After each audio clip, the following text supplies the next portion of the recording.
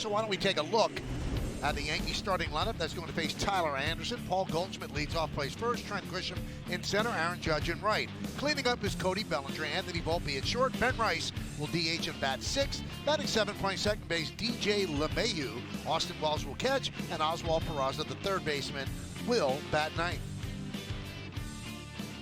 Well, there you see the numbers for Tyler Anderson on the season, making his 11th start. Nice ERA, a 3.6, 55 innings, 10 home runs, though. That's a lot there in 55 innings. Let's check out the Nissan Pitchers scouting report on Anderson. In reverse, he has reverse splits. He does a lot better against righties, 192 against compared to lefties, 286. Keeps the ball on the ground, a lot of ground balls, a lot of off speed from Anderson. He loves pitching at home, the big A, 2.51 ERA in 5 starts compared to a 4.78 on the road. Let's take a look at the Angels defense, brought to you by your Tri-State Chevy dealers. Taylor, Lugo, and Adele left right in the outfield. Adele has 6 errors already. Moncada, Neto, Rengifo, and Shawnuel is at first. Darno behind the plate. Anderson's ready. Goldschmidt's ready. And let's do it. Here at the Big A. The first pitch is a strike, and we're underway. The crew chief, Bill Miller, behind the plate. Ben May is at first. Roberto Ortiz at second. Austin Jones is over third.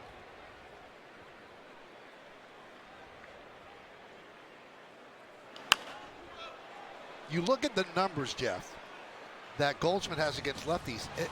They're inexplicable. He's 23 of 42. That's 548. Well, you know, Flash and I were talking about it in Denver. It's almost like he takes a 2-strike approach on every pitch. He's nice and short. You look at the stride. He doesn't have the big leg kick. The back heel lifts up. He puts it right back down again.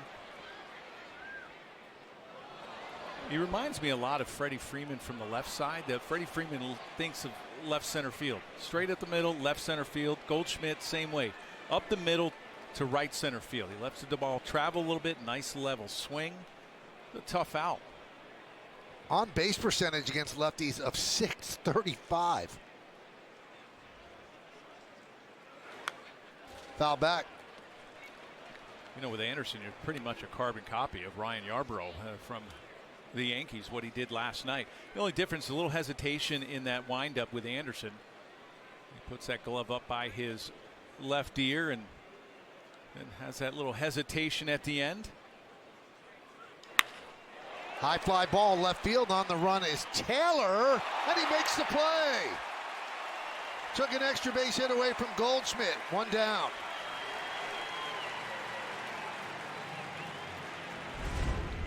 This is a changeup. Goldschmidt has really good numbers against Anderson. He was out in front, but he poked this thing down the left field line, and an outstanding catch. Taylor was in center for the Angels last night, left field today.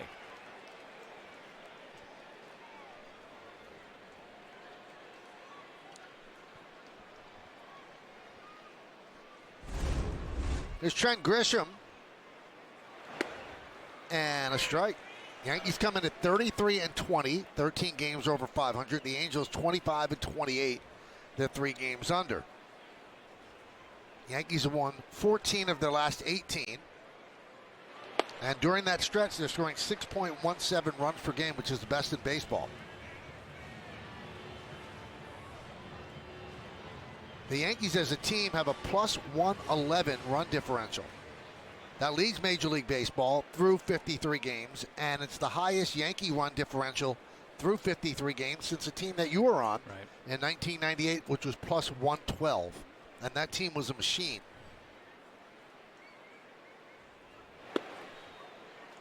One and two. What was the next highest run differential? Wasn't it like a 39 or 36? I didn't see that. This year, you mean? Yeah. Yeah. The Yankees have such a big gap in that run differential, the positive side. 2 and 2.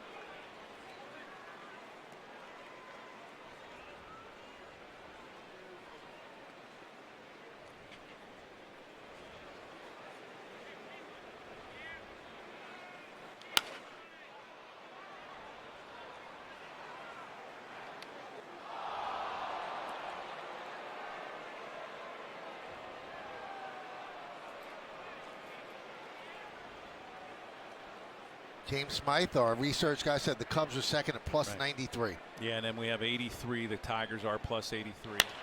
Grounded up the middle. Neto played him beautifully. From the outfield grass, he gets Grisham. All right, it's time for the keys to the game, Jeff. Brought to you by your local Kia dealers. Well, Patient Anderson walked 6 batters in his last start against the A's. I thought the Yankees were a little aggressive last night at the plate. Bellinger, outstanding his last 22, 349, and over 400 against lefties in late innings. We already know who's going to close. Leiter's down, Weaver's down. Looks like Devin Williams will get that 9th inning if there's a safe situation. Here's Aaron Judge. Also sick numbers against lefty pitching. 15 for 33, 455 with a 581 on base percentage. 7 home runs, 14 runs batted in.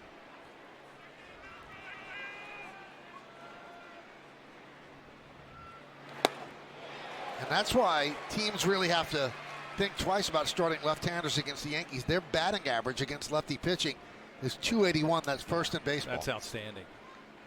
Because you really don't see a whole lot of lefties around the league. To be able to hit almost 300 against lefties, it's incredible.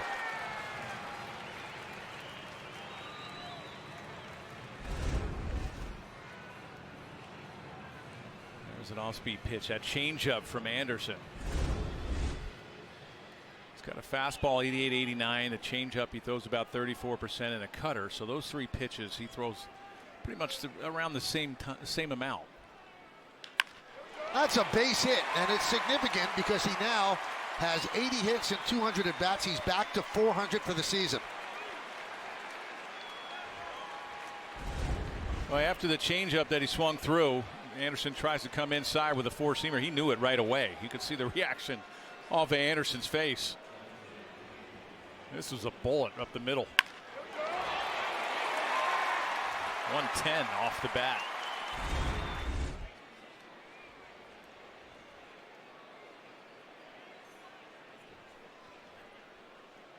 And Bellinger.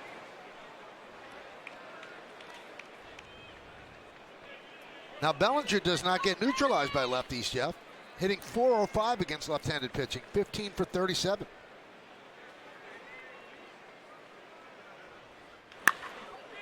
High fly ball right field. Adele will put it away, and that'll do it in the first. No runs a hit, no errors, 1 man left. Yankees nothing. Angels coming to bat. Are you coming home? I'll be home in the morning. I gotta go too. At Delta, we get where you're coming from. After all, we're travelers, just like you.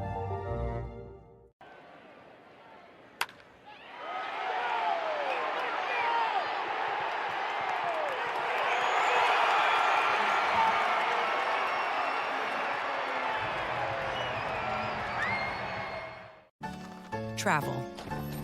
It's gone from being an adventure to a checklist. But the world is still full of wonder. You just need a better way to find it. Introducing Airbnb Experiences. Master ramen with an award-winning chef. Dive into underground jazz with a renowned bassist. Or see Notre Dame with her. She helped restore it, by the way. Don't just see a place. Experience it.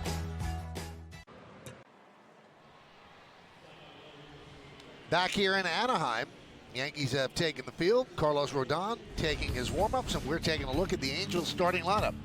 Neto at short, Shonowell at first, Moncada at third. That's the top. Middle third, it's Taylor Ward, the DH. Travis d'Arnaud will catch, and Luis Rengifo, the second baseman, bats 6. Batting 7th, the right fielder Joe Adell. Chris Taylor in the second game as an Angel in left field, and Matthew Lugo in center field is going to bat 9th. Carlos Rodon making his 12th start. Just outstanding numbers. 37 hits and 65 2/3. That's a 161 average against. Well, let's check out the Nissan Pitchers scouting report on Rodon. The Bugs Bunny, that changeup, I swear, is the difference on some of the success that he has had. Something that goes away to righties. That slider has been outstanding. Under 100 against that slider and going deep into the game. 1 start has he not gotten into the 6th inning this year out of the 11th. And there's a strike. Now, we were talking with Boone before the game. He's a different pitcher than he was in year one with the Yankees, where he was just fastball, slider. Fastball was up in the zone. Slider was the pitch that was low. And what he's done now is he's incorporated the change, as you've mentioned, and also a two-seamer. So he's got that fastball that's low in the zone, not high. He's got a lot of weapons. Well, you need something to go to both sides of the plate, especially against a right-handed hitting team. You're only going to face one lefty in this lineup. There are a couple switch hitters in the Angels lineup, but you only have one lefty. So you need something to go both ways. And like you mentioned, and he started incorporating that cutter, which I'm glad he got rid of. But everything was hard in on a righty. Down goes Neto. I'll take a look at the Yankees defense behind them, brought to you by your Tri-State Chevy dealers. Bellinger, Grisham, and Judge left to right in the outfield. Infield, Peraza, Volpe, LeMahieu, and Goldschmidt. That's third to first. Wells gets start behind the plate. Ben Rice, the DH. Carlos Rodon on the mound.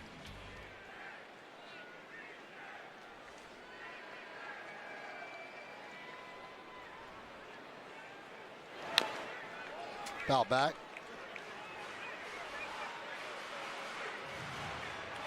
He's gotten ahead of a lot of guys this year, especially the last 7 outings. And he's putting them away early.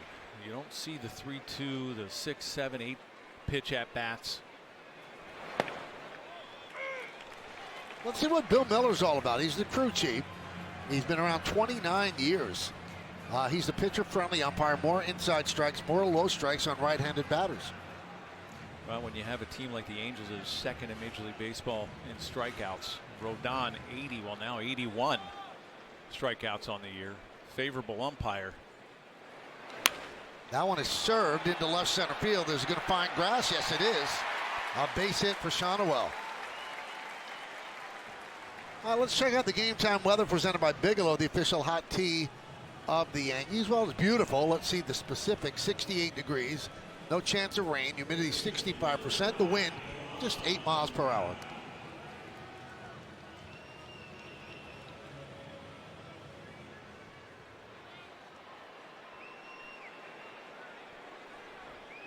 Here's Yon Moncada.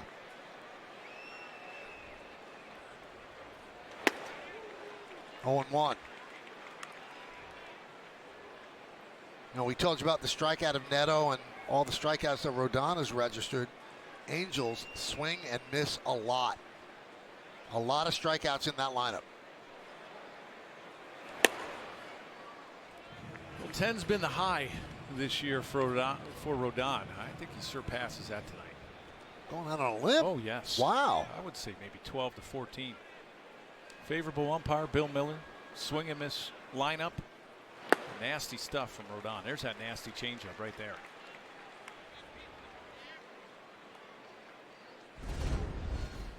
And that's the difference maker. When you have something that goes to both sides of the plate, and you needed that against a right-handed hitter.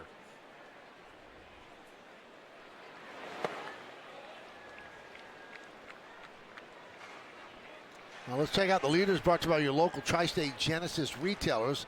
Max Fried since April 18th has the best ERA. 4th in the majors is Carlos Rodon behind Ovaldi and Bubic. Soft ground ball to short. There's one. No return throw. So Moncada reaches on the fielder's choice.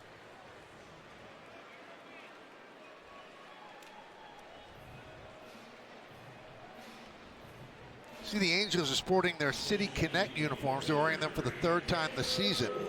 And they've worn these beach-themed uniforms for 4 seasons since 2022. What's beachy about them? Not quite sure. They say in the description that it's beach themed. I don't see the theme. I don't either.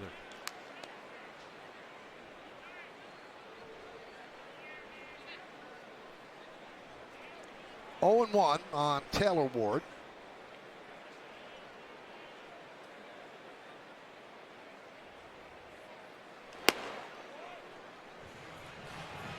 One and 1. Hey guys, you want to know about the uniforms? Well, the sand color that the uniforms are, they're not completely white. The fishtail S at the end of Angels and the surfboard inspired stripes all pay homage to the beach culture. There you go. You wanted an answer. Meredith gave it to you. You wanted it out. Well, Goldschmidt gave it to you. That'll do it in the first. No runs a hit, and one man left. We're going to the second. Your game is on MLB Network Radio every day and night with Sirius XM. Catch live hometown broadcast for every game all season long. MLB Network Radio, only on Sirius XM.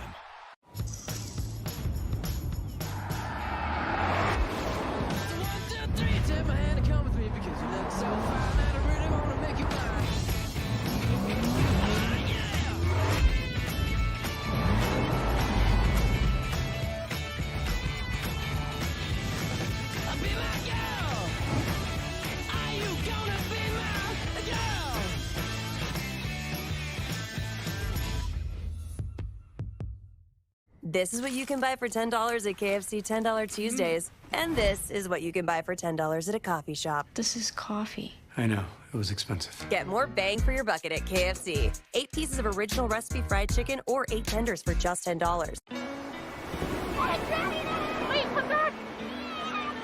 Wait, come back, I need more help. Take a load off it. Take a load for free. Today we went to the beach, and it was totally worth it.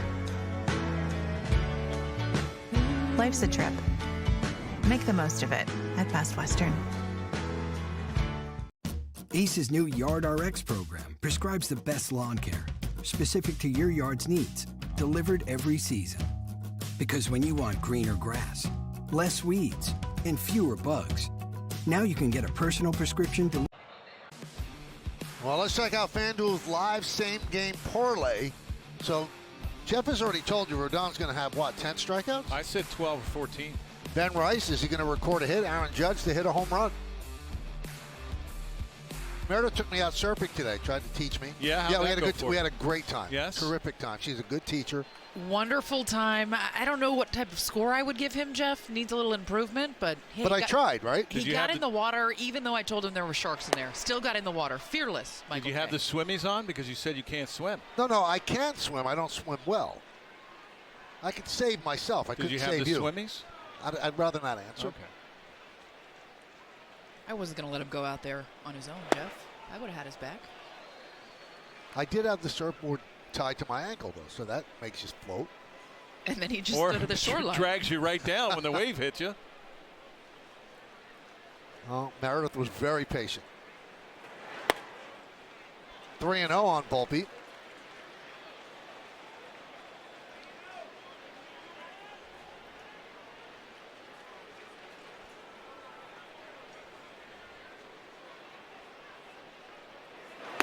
There's a strike. 3-1. So Volpe, 31 ribbies, is tied for 10th in the American League.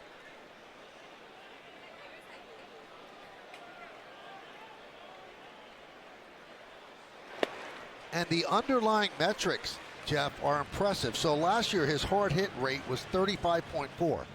He's jumped that to 49.3, which is one of the highest jumps of anybody. You hit the ball harder, you get more hits. Strike 3. Volpe didn't agree. He goes down looking against Anderson. Yeah, I agree with Anthony Volpe. That was low and down. You watch where this pitch is. It's definitely not a strike.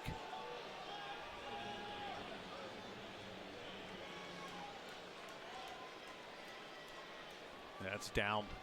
You wonder if the torpedo bat has anything to do with hard hit contact this year. That's a good point. That one's hard hit in the left center field, but it's got plenty of room out there. A little miscommunication between Taylor and Lugo, and Lugo made the play.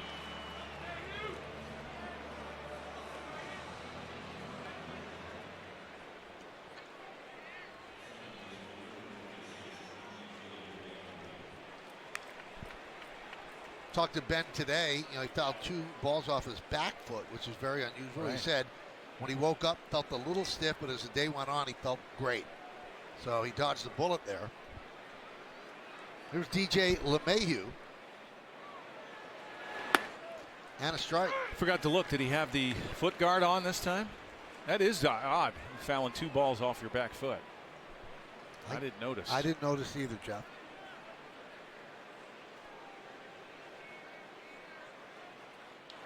Ground ball, just foul, outside of third.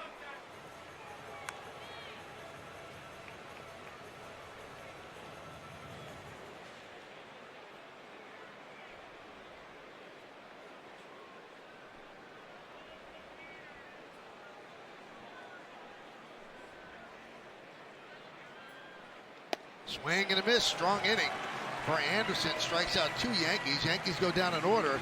1, 2, 3. Somewhere in that water is me. Yeah, look closely. I'm the one that's not on the surfboard.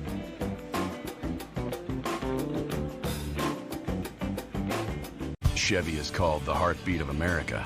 Like the people who keep this country moving. For them, only America's most dependable truck will do. In every Chevy truck, dependability comes standard.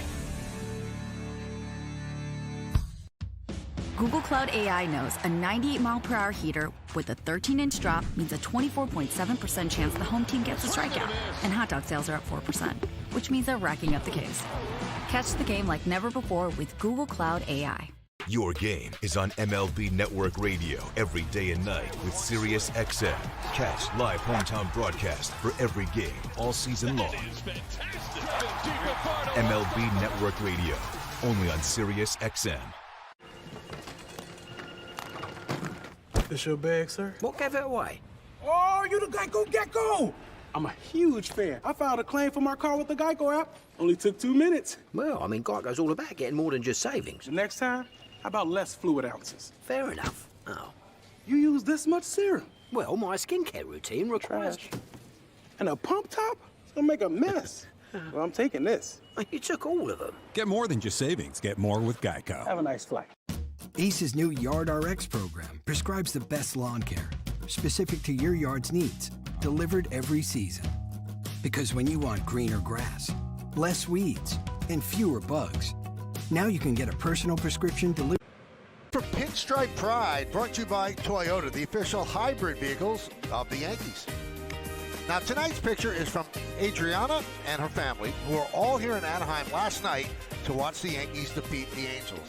Full house last night, so they got in. Use the hashtag Toyota Pinstripe Pride and mention yes in pictures you post to social media to reflect your love for the Bronx Bombers. We might spotlight you in a future game. Travis d'Arnaud leads off the bottom of the second. Swings at the first pitch and fouls it away.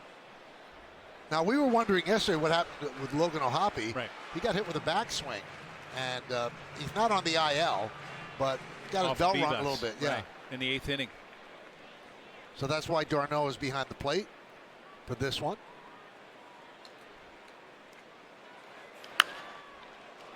Oh, 2. You know, I wonder if that family was one of the ones that were yelling at you out in the parking lot.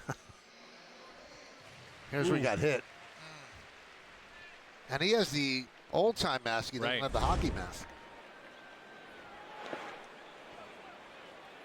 Well, with the new catching style, the catchers are closer to the plate, so they're closer to the hitter. That's why you see a lot of catchers interference when they go out and get the strike. They pick it up, they start down. Well, they give you a target, they start down, then they come back up, and when they come back up, they go out. And a lot of backswings wind up hitting them in the helmet as well. 5-6 years ago, when they weren't trying to steal that low strike, they were back, and you weren't getting that catcher's interference. You weren't getting hit on the helmet with a bat. You know, it's also interesting, and Jeff and I noticed it. Yesterday, Logan O'Hoppe was in a traditional catcher's crouch. He did not go down on one knee. And it's not because the Angels are adverse to all the information that's out there that says you could frame better. O'Hoppe does not like catching on one knee, so he still got hit. You know, we say that people are trying to frame. That one's hit deep to center field, going back. Grisham still back. He's on the track. He's going to have to play it off the base of the wall. It caroms out into left field. Bellinger will make the play and fire in, and d'Arnaud starts off the inning with a double. Just missed a home run. Well, this is a fastball. There you see where Wells is setting up, and it was up. It was supposed to be down and a little bit more away. Hasn't quite gotten dark here in Anaheim, and the ball won't travel as far, but Before that, it does. It just hits off that center field wall. Nice job by Bellinger getting over there to back up. Yeah, now Darno catches on that one knee. Well, Hoppy just wasn't comfortable in doing it. He tried to buy in on the new technique. There you see Austin Wells going down on one knee. And now it seems so odd when a catcher doesn't do it. I mean, it's considered normal throughout baseball. And Joe Girardi said earlier in the year, if he could have caught on one knee, it would have been easy to catch a lot more games. He said, in a crouch, that takes a lot out of you. And Girardi is a guy, I mean, he was always down low, too. You know, a lot of it now is stealing that strike. And I thought that the way they frame as well, every single catcher, they'll give that target, and then they'll go down and they lift it up.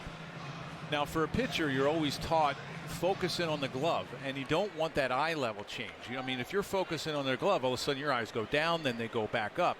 But now pitchers will pick out different parts, say an umpire's mask, or say the hitter's hip. Instead of watching that glove, they'll pick something else out to aim for. And that's all about stealing the low strike, trying to get as many strikes as possible from the umpire. Now, I think the ABS system, it'll be a challenge system, I'm sure. Not a full ABS when it comes into the major leagues. I don't know if that'll change much. Ground ball at third. Peraza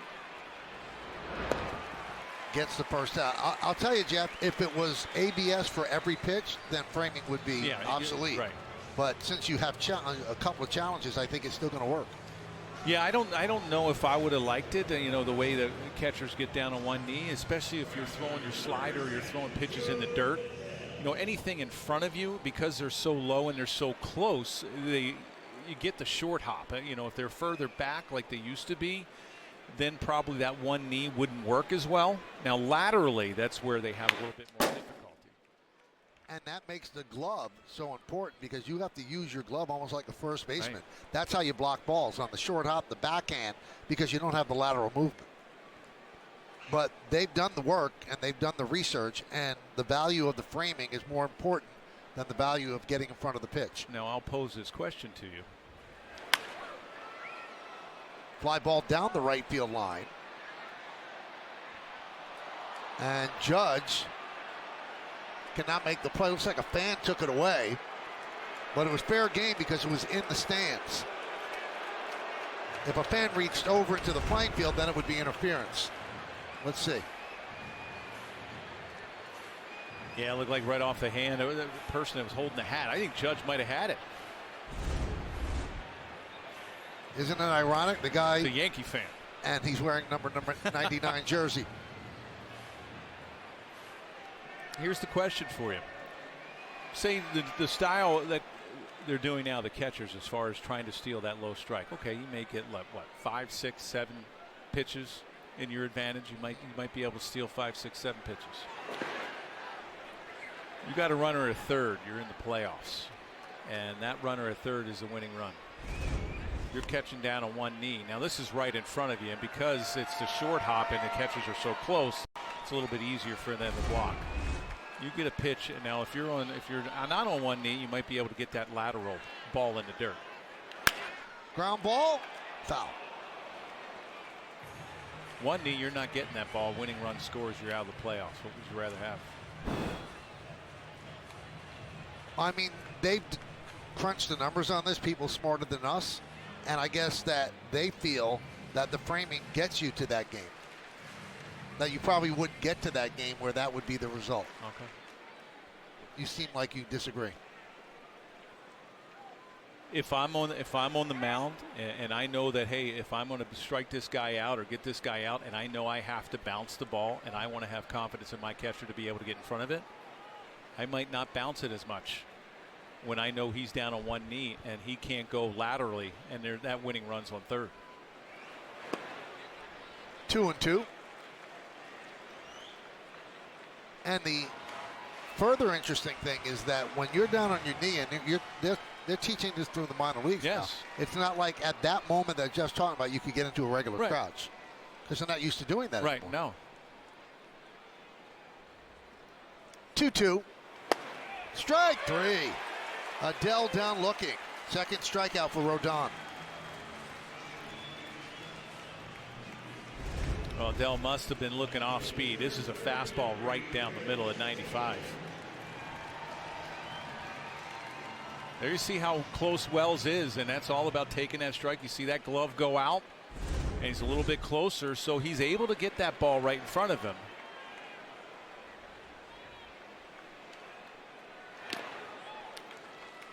Big swing and a foul ball by Chris Taylor. Chris Taylor designated for assignment by the Dodgers last Sunday. Signed with the Angels, and he said, you know what? He understands what the Dodgers did. He has not been playing well, has not been playing all that much. He said it was time for change. So he thinks that this move to the Angels could help him. So from 2017 through 2021, he was a .265 hitter, .804 OPS. Good stuff, and plays a lot of position. From 2022 through this year, .221, .674 OPS. He's had a big drop-off. And that coincided with that big contract that he signed. 4 years, $60 million. This is the last year of that. So the Angels are paying the prorated portion of minimum wage, which is about $700,000 at this point, and the Dodgers have to pay the rest. Now, more importantly, did he stay in his house? Did he move to come over here? Gonna have to ask him that tomorrow.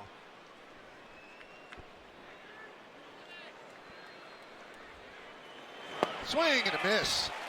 He goes down on strikes. Third strikeout for Rodon. No runs a hit. One man left. We're going to go to the third. Nothing here on Yes. Are you coming home? I'll be home in the morning. I gotta go too. At Delta, we get where you're coming from. After all, we're travelers, just like you.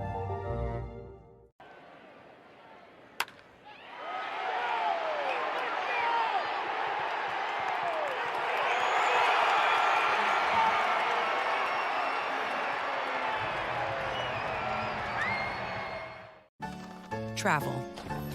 It's gone from being an adventure to a checklist. But the world is still full of wonder. You just need a better way to find it. Introducing Airbnb Experiences. Master ramen with an award-winning chef. Dive into underground jazz with a renowned bassist. Or see Notre Dame with her. She helped restore it, by the way. Don't just see a place. Experience it. So with Geico, we can easily bundle home and car insurance and save even more? Yeah, home, car, motorcycle, all bundled together. Just like that breakfast burrito. So can I get chorizo? Yeah, metaphorically, yeah. Carnitas. Just chicken. Just give me a bunch of chicken. Oh, bacon? Oh, wait, there isn't too much hot sauce, is there? I have a sensitive palate. I actually like hot sauce. Can I get chips? How about guacamole? I don't really know what we're talking about anymore. Burritos. Sure. Okay. For bundling made easy, get more with Geico. Yankees baseball on Yes is brought to you in part by Hyundai. Test drive a new Hyundai today, only at your local Hyundai dealer. By Tunnel to Towers, donate $11 a month to Tunnel to Towers at T2T.org. And by the New York Lottery, get out there and play. Just a beautiful part of this country. West Coast, the Pacific Ocean. Picture perfect. We go to the third inning of the second game of this three-game set. Last night a sellout. Tonight not quite that, but a nice crowd on hand. And for the Yankees, it'll be 8-9-1 in the order against Tyler Anderson, the veteran left-hander. 35 years old, 10th big league season. Fastball averages 87.2 miles per hour. And the Angels are 8-2 in his 10 starts.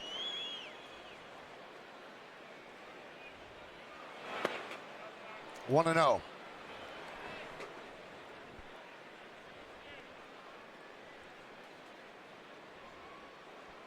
He was the Angels' lone all-star last season. He had a 2.97 ERA before the break. Grounded up the middle. Neto. One down. Let's find out more about Anderson, the Indeed player resume. So he pitches well on the road, 2.51 ERA. At home, I mean, and on the road is 4.78. Opponents at 190 here at Angel Stadium, 245 away.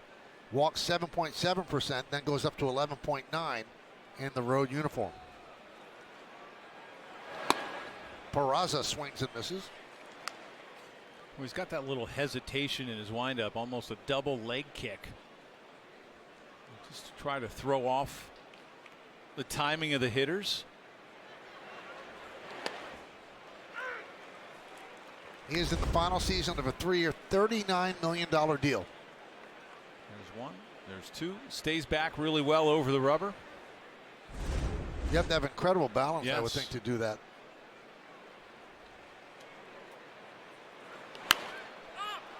Popped up. Anderson camps underneath it, but Moncada calls him off. 2 away. Let's take a look at his arsenal on StatCast 3D by Google Cloud. Well, you see the four-seamer changeup and the cutter, pretty much the same. He'll mix all three of those pitches. Slider, sinker, curveball.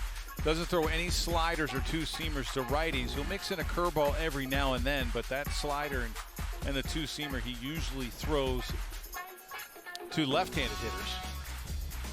There's that circle change grip, that changeup. Here's Goldschmidt. Robbed of a hit. Nice play. Moving toward the line by Chris Taylor on left.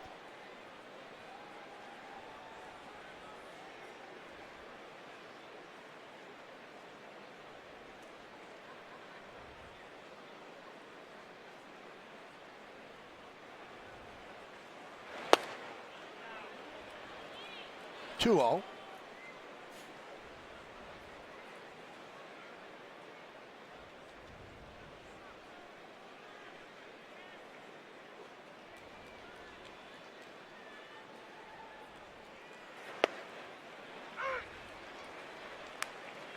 Two and one on Goldschmidt.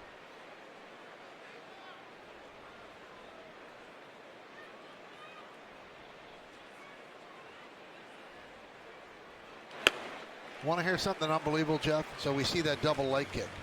So that would be a hitch in his delivery. He said that he's never even noticed it until seeing himself on video. Really? Yeah. How do you not know that you're doing that twice?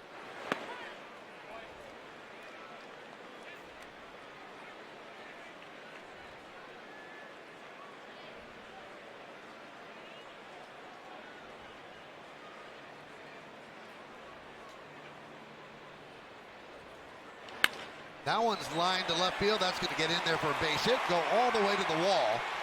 Playing it out there is Taylor.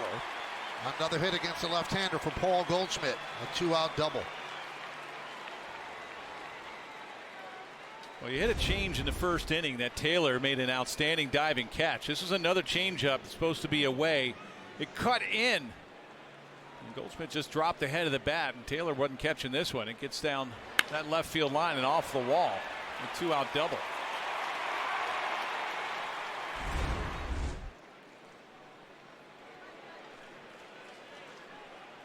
Turns around, checking out the outfielders with Trent Grisham at the plate. Grisham grounded out to Neto behind second. That was in the first inning. 1-0.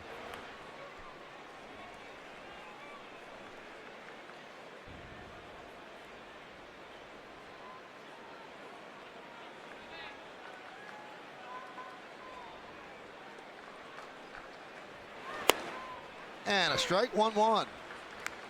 Grisham, a little bit of a slump, 5 for his last 37 in the last 11 games, including this one. So his average is dropped to 253. He had started this stretch, I think, 297. But still getting on base. OPS is still very, very good.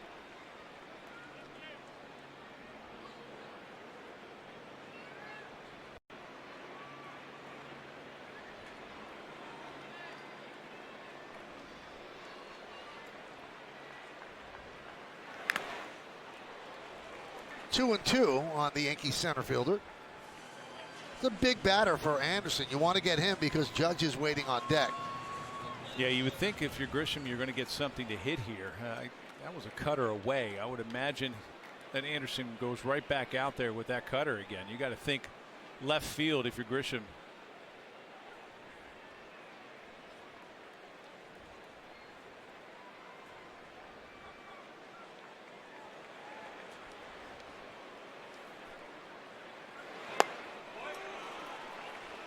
Well, the count is full. Big pitch coming up for Anderson. 0-0. We're in the top of the third inning. Well, I'm still thinking away here. You have a big hole on that left side of the infield.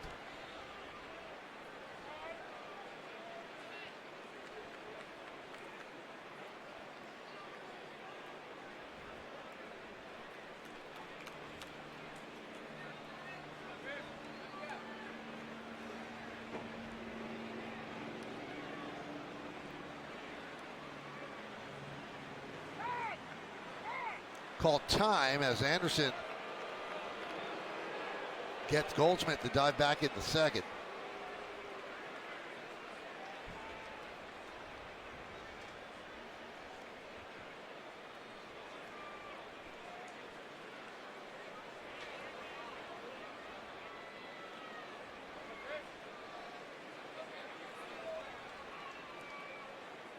And the payoff in the dirt.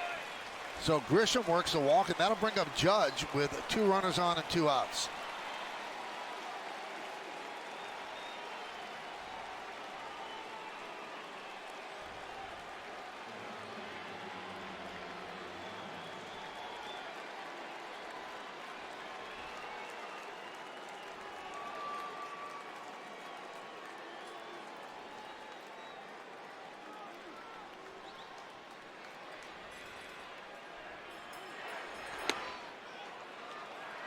One and 0.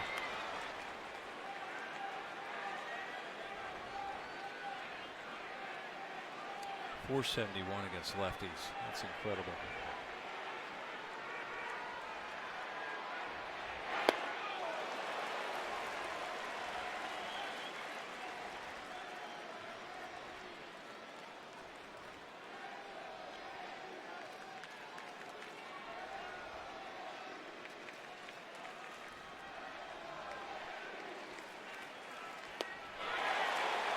Big changeup, swung on and missed.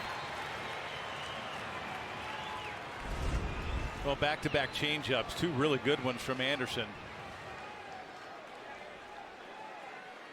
Let's see if he goes back out there for a third one.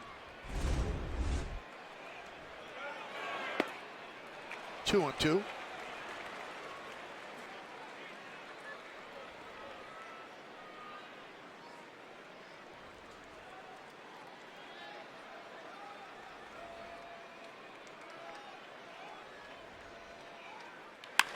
Hit sharply to Neto.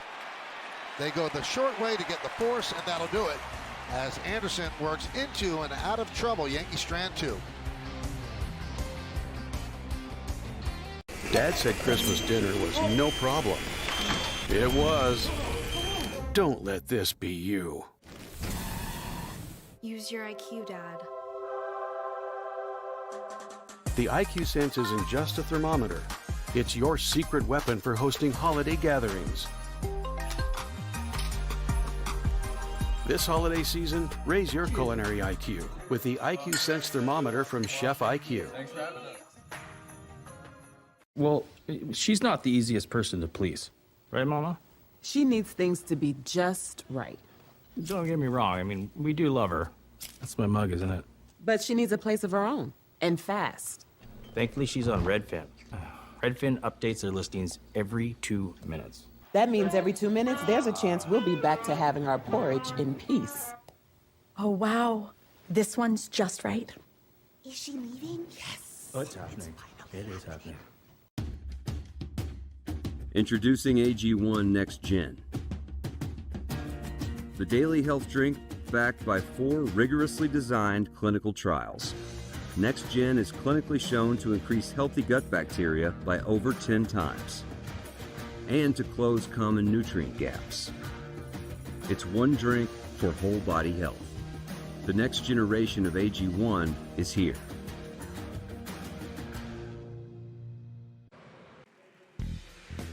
Well, tonight's injury report is brought to you by Montefiore Einstein, the official hospital of the New York Yankees. Anthony Rendon, wow. They just can't get him on the field. He had hip surgery. He's out for the whole season. Since 2021, when he signed that big contract, he's missed 67.5% of Angel games. How about this, Jeff? So from 2020 to 25, he had a 3.9 WAR in 6 seasons. Aaron Judge has a 4.3 WAR in a third of the season this year. Rendon, that was total, 6 seasons. I forgot he was even on the Angels. Unbelievable. Lugo grounds one to short. Volpe, 1 pitch, 1 out. And that's going to bring up Zach Neto. We'll take a look at the Porzinga hitter scatter report. Well, last night he hit his 4th leadoff home run. He's become a really good hitter. Men on base, 305 with runners in scoring position, so he knows how to get it done with men on base. And a Gold Glove. I think this guy's got a Gold Glove in his future. It's his 3rd season. He's only made 2 errors. Last year, 103 double plays. Led the American League.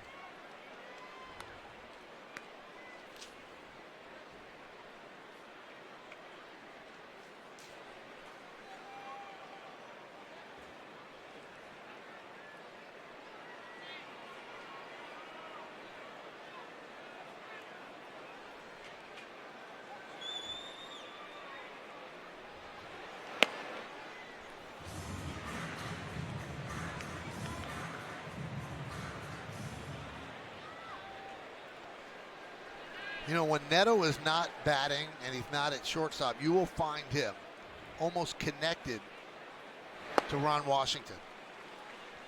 He is a sponge. He wants to be around the manager all the time. He listens to everything he says, learning all the time. And Washington loves the guy. Well, Ron Washington is a great baseball man. He's been around a long time, full of knowledge. He's a great guy. I talked to him a little bit yesterday. There's Wash. Ron Washington was always known for, when he was in Atlanta as a coach, he would work really hard with the infielders. You'd always see them on the dirt. Now you see that around the league with everyone now. Base hit right field for Neto.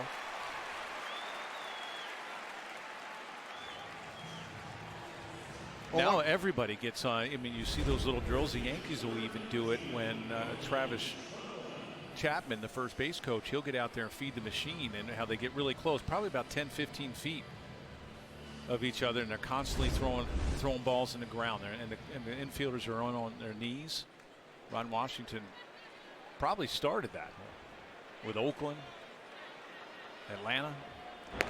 And I don't know if it's apocryphal, but Ron Washington credited with the best line in the movie Moneyball, where Billy Beane is telling Scott Hatteberg they're going to have him play first base. And he said, Wash is going to work with you, and Wash sitting there. And he said, it's easy, right, Wash? And Wash goes, no, it's not easy. It's extremely hard. But Hatteberg became a decent first baseman.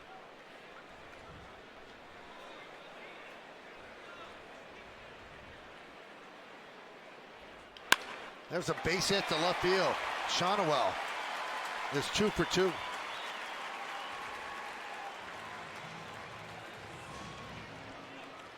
The second time around the lineup, you see Neto, he went the other way with a fastball. Shonowell did the same thing. Fastball upstairs. Just goes to the left side.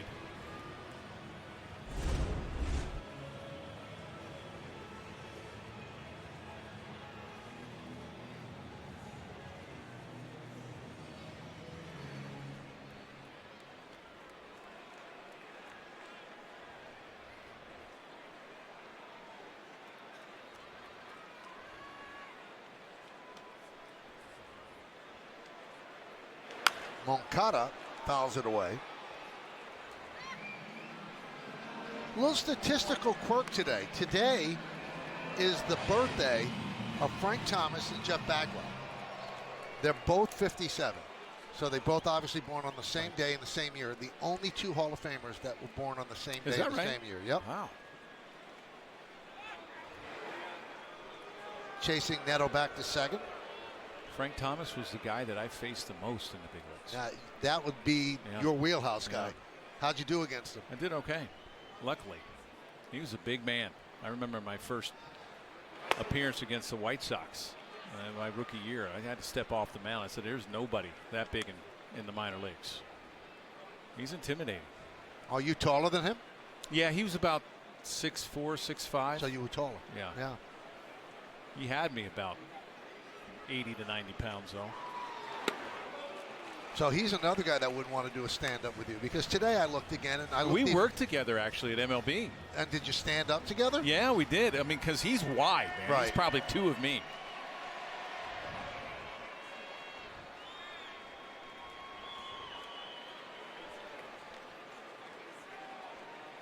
Swing and a miss. Big strikeout of Moncada. 4th strikeout for Rodon. There's that slider in the back leg of a right-handed hitter. You see that back foot of Moncada. It slipped. Watch how that slips and try to get to that pitch.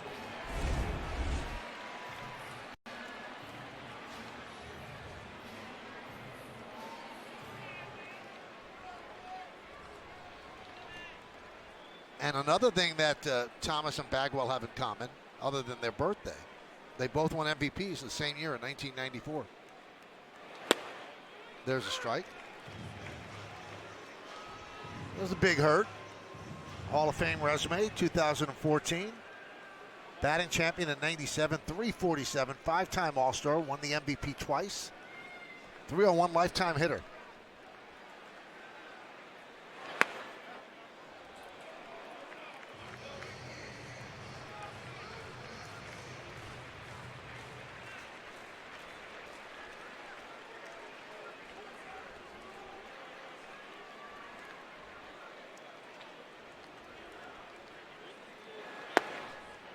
Two and one. This is the 65th season of Angel Baseball. They came into the league in 1961, and they've gone 10 years without making the postseason. And it's not like they're cheap. They're trying. They're spending money. They have high payrolls, but haven't been able to get it done. They refuse to rebuild. Artie Moreno, their owner, does not want to rebuild, does not want to do that to the fans. So they keep trying to patch things together, Jeff, and it's not working. No, Mike Trout has been injury prone over the last few years, so that you get your superstars out. Their pitching has not been that great. Offensively, they've got some good young players. Even now, they have some good young offensive players. Well, think about it, Jeff. Rendon and Trout, the amount of the payroll that's on the IL, it's unbelievable. And they haven't seen the field hardly at all. And they just haven't really been able to put together starting pitching. The bullpen's been decent, but not that great either. This year, they're last in baseball. Popped up. Goldschmidt gives it a look. And one thing that Moreno always seems to try to do is take the big swing, and give him credit for that, but the Pujols contract didn't work out. Obviously, Rendon didn't work out. You had Ohtani here. Had Ohtani, and Ohtani, from everything that I've read, when he got the offer from the Dodgers, he said to Moreno, if you match this, I'll come back. He doesn't like change. He loved it here. He loved it here, and Moreno passed on it. And then you're playing in a division. You're always going to have to compete with Seattle, Texas, Houston. Well, today, as we enter play today, Fangraphs has their playoff odds at 2.7% to make the playoffs. Baseball Reference has them at 1.4%. I would imagine Houston probably the favorite right now, even though Seattle's in first. I would think Seattle, because they're in first, probably slightly better than Houston.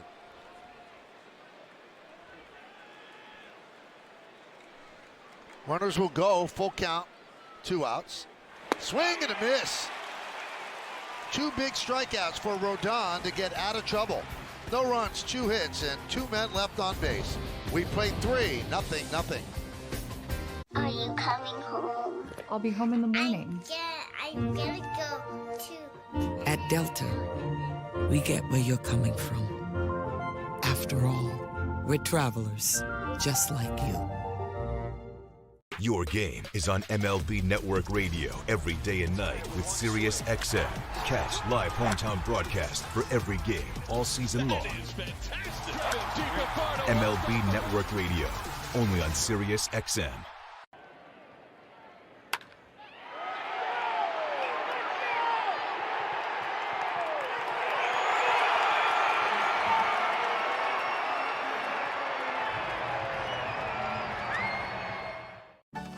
Travel. It's gone from being an adventure to a checklist. But the world is still full of wonder. You just need a better way to find it. Introducing Airbnb Experiences. Master ramen with an award-winning chef. Dive into underground jazz with a renowned bassist. Or see Notre Dame with her. She helped restore it, by the way. Don't just see a place. Experience it.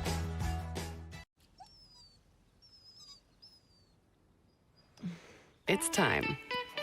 Yes, the time has come for a fresh approach to dog food. Every day, more dog people are deciding it's time to quit the kibble and feed their dogs fresh food from the farmer's dog. Made by vets and delivered right to your door, precisely portioned for your dog's needs. It's an idea whose time has come.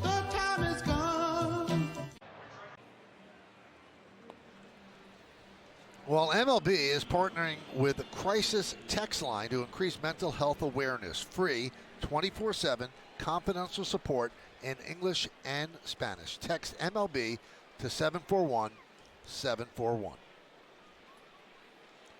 Cody Bellinger leads off in the fourth inning, 0-0.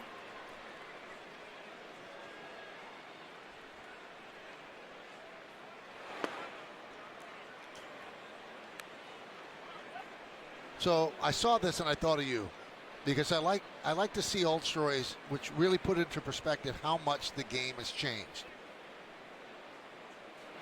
So we go back to 1920. So there's an old-time umpire, George Hildebrand, who's behind the plate.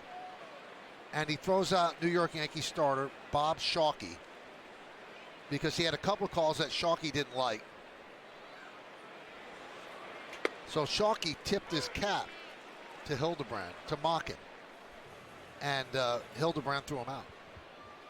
Well, that's where it would stop in 2025. He just walked to the dugout, might bark a little bit, but Shockey charged at Hildebrand. Really? Hildebrand then took off his mask and beat Shockey over the head with it and opened a gash over his forehead. That doesn't happen today. And you thought of me on that one. Well, because I think that's how you would like things to go now. Oh. But they just don't. It's a much more calm sporting. It is a lot more landscape. calm. Yep. Over the last 5-6 years, 10 years, it's been calm. You don't see any brawls anymore. You don't really see a lot of managers arguing with umpires.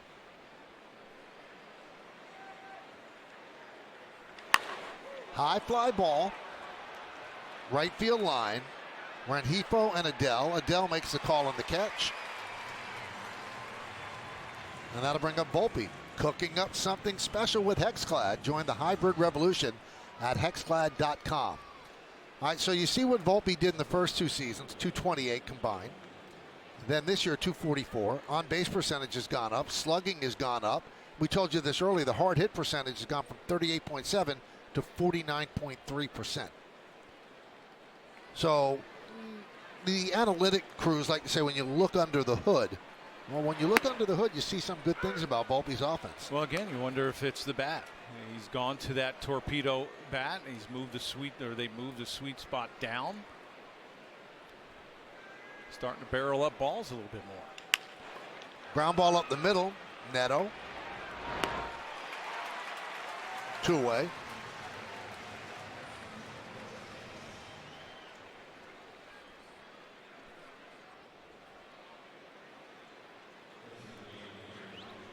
So Anthony is 0 for 2. Ben Rice.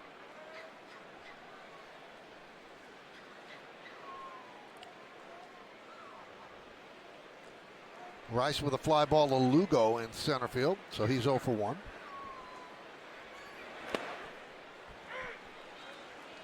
So in his last start, in Sacramento against the A's. That was on May 22nd. Anderson went 4 2/3, 7 hits, 5 runs. He walked 6, didn't strike out a batter. Threw 99 pitches. Much better today as he's 3 2/3 innings into the start. And through the first 3 innings, he had just 49 pitches. Now he's at 59. He's thrown 10. He got 2 of the outs that he needs. Sacramento's not an easy place to pitch. It's a typical PCL park where the ball flies. It's always been a hitter's league. You can get that ball in the air and it's going to travel.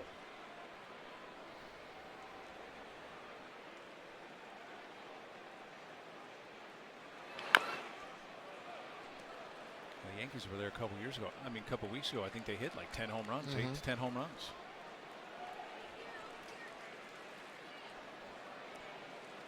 And Jason Dominguez had a 3 home run game. Right.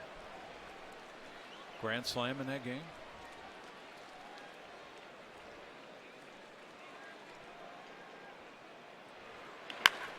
Drive, right field. Adele back, turning, looking, see ya! A home run for Ben Rice. And the Yankees lead 1-0 on the long solo shot.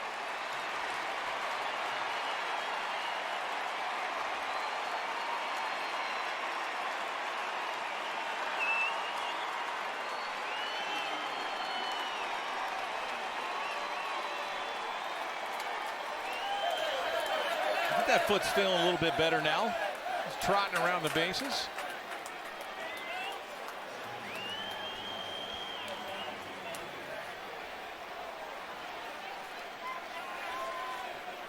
Home run number 11, RBI number 23 for Rice.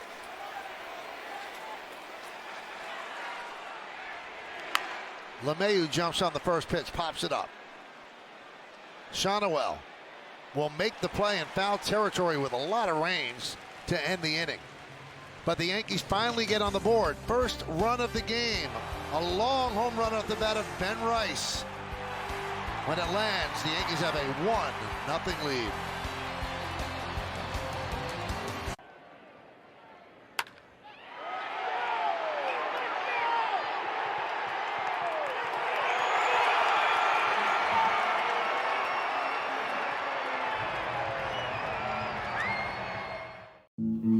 The average dog only lives to be 10. That's 10 birthdays, 10 first summer swims, 10 annual camping trips. At the Farmer's Dog, we don't think that's long enough. That's why our freshly made food comes pre-portioned, just for your dog. Because a dog at a healthy weight can live a longer, happier life.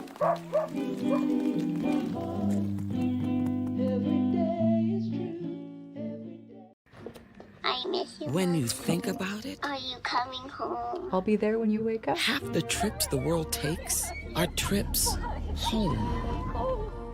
I'll call you soon, Dad. It's the feeling we all eventually long to get back to.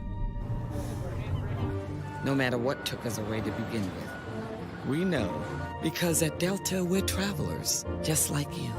Which is why we try to make you feel at home long before you even get there. Travel. It's gone from being an adventure to a checklist. But the world is still full of wonder. You just need a better way to find it. Introducing Airbnb Experiences. Master ramen with an award-winning chef. Dive into underground jazz with a renowned bassist. Or see Notre Dame with her. She helped restore it, by the way. Don't just see a place. Experience it. Well, that home run by Ben Rice gives him 23 ribbies this season. That matches his total from all of 2024. That home run traveled 423 feet. Darno swings and misses. Yankees' 87th home run of the year. And they were homerless last night. They're averaging 1.6 home runs per game.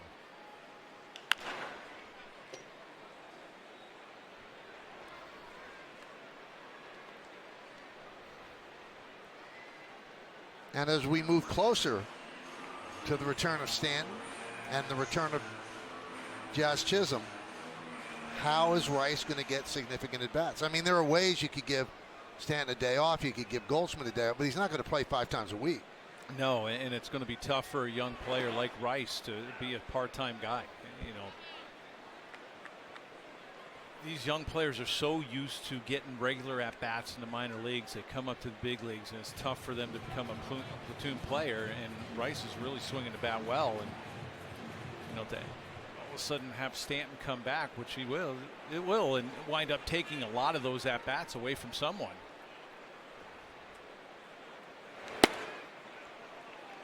Two and two. You know, yesterday was the first day that Boone actually admitted, yes, I've thought about what I'm going to do. He had said about 3 weeks ago he had not yet thought about it. But now you have to, because it's about to happen. Good play by Peraza, showing a good arm. Well, talking about the home run, it's the Audi Electric moment. Experience a fully electric Audi vehicle at your local Tri-State Audi dealer today. Well, it was a changeup. You see where Darno was setting up on the outside corner, and that stayed up and in. And Rice absolutely demolished it. That was his 11th of the year and the 11th home run given up by Anderson.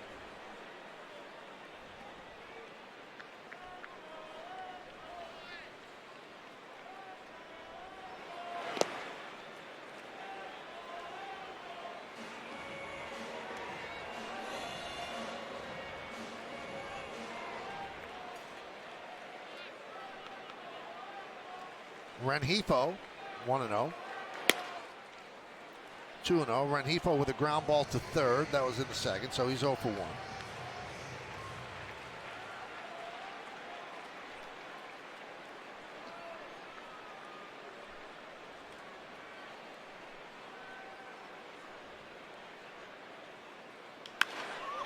Center field, Grisham right there. Boy, Grisham is so smooth out there. Sometimes you worry about him because he's a little too smooth. And sometimes you could drop a ball like that, but he made the catch. Yeah, that ball looked like maybe it was knuckling out there to him. You watch where he's playing. He's playing perfectly. Takes one step back. Looks like it started to cut or knuckle away.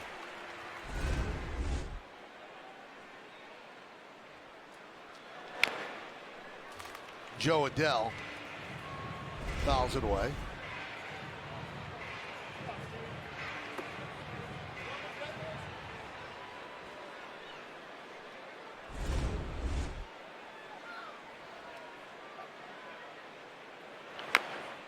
Chop off the mound is Rodon. Off balance throw.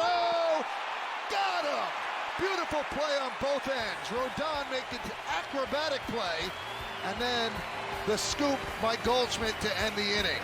Put a star next to that one. The pitcher made a Gold Glove level play. Off balance. One hop. The stretch. Got him. And the Angels go down 1-2-3.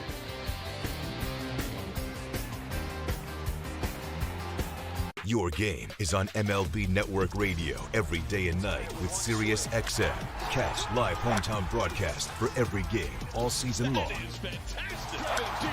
MLB Network Radio, only on Sirius XM. Are you coming home? I'll be home in the morning. I gotta go too. At Delta, we get where you're coming from. After all, we're travelers, just like you.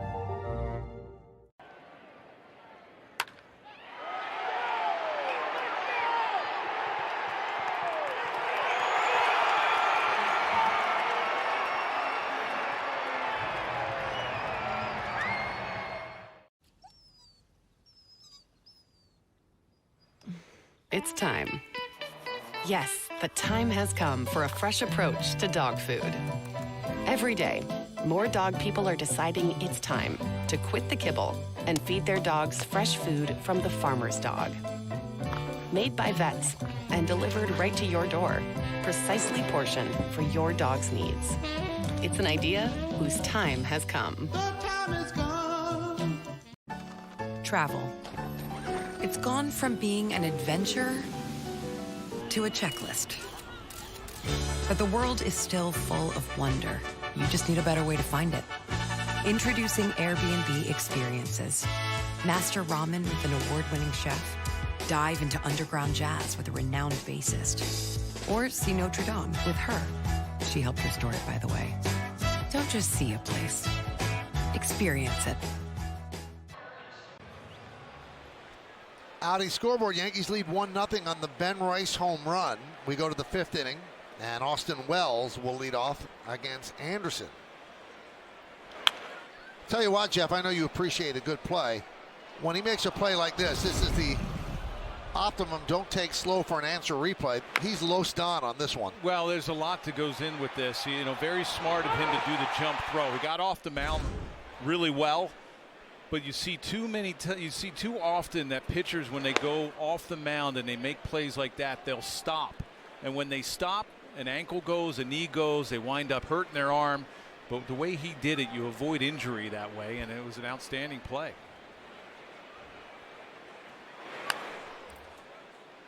Now, starting pitchers, when they're in the game, they're so serious.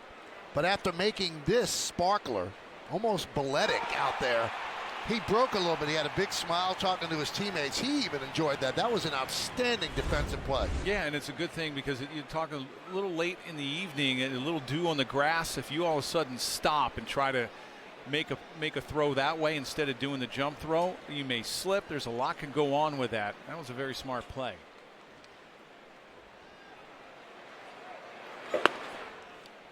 Two and two. I'm sure he went in and say that's why pitchers are the best athletes. And he'll crack a smile here.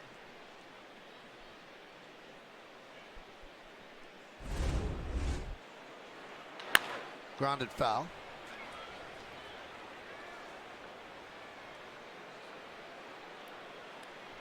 I would guess there's nothing more fun than being on a team that wins a lot and you're doing well. It's easy to ride those waves. You know, you ride it when it's at its peak, and it is fun. I mean, Rodon has been outstanding his last 5 starts, and again tonight. The team's winning.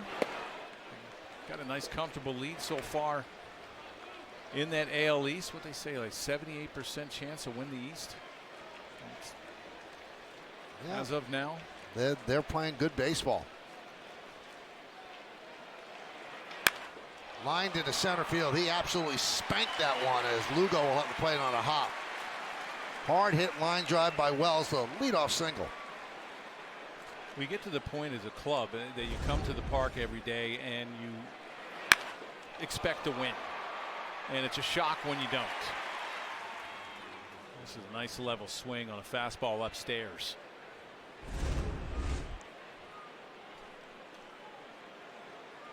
Well, we welcome those that have been watching Game 4 of the Eastern Conference Finals, where the Pacers beat the Knicks 130 to 121. Another line drive, and that one's caught by Taylor. So that is a tough loss for the Knicks in Indy.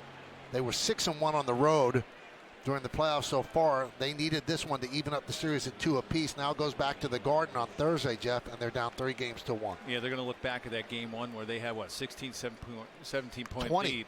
Yeah, with, what, 6 minutes left? Yep.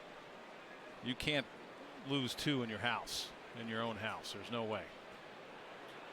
Well, this one's easy to recap. Rodon has been brilliant again, and Ben Rice hits a long home run. That's the scoring. Yankees lead 1-0. So thanks for joining us after the Knick game.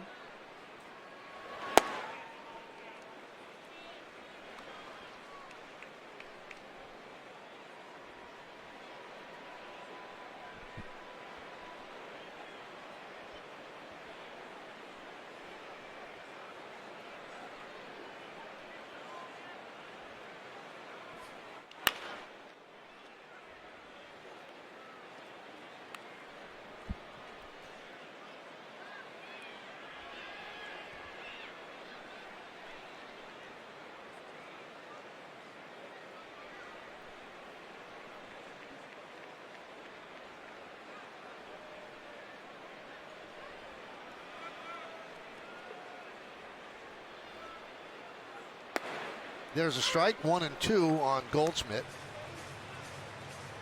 It looks like Goldschmidt has one of those torpedo bats as well. You wonder if guys switch on and off, but depends on who pitches. I mean, you look at Anderson, a lot of cutters, a lot of fastballs in. You want that sweet spot, maybe be a little bit down on the bat. Popped up on the left side, sky high. Tough play, but Moncada makes it. When it's up there that high, infielders get a little bit nervous. I remember Alex Rodriguez had a tough time with high fly balls. Right, and it's a tough sky here when it gets to be dusk. It's tough to pick up.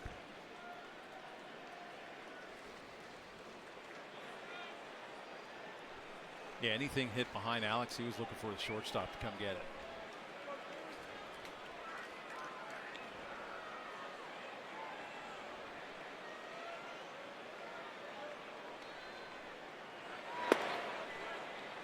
Grisham takes outside.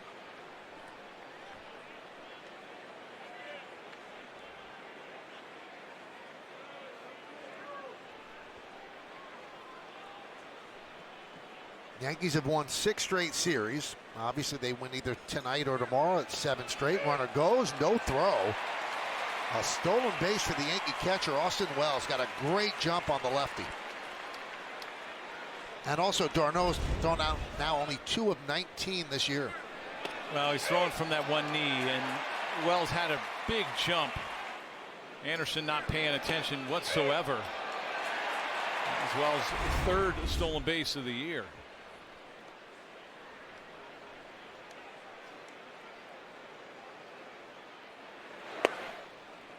Two and one.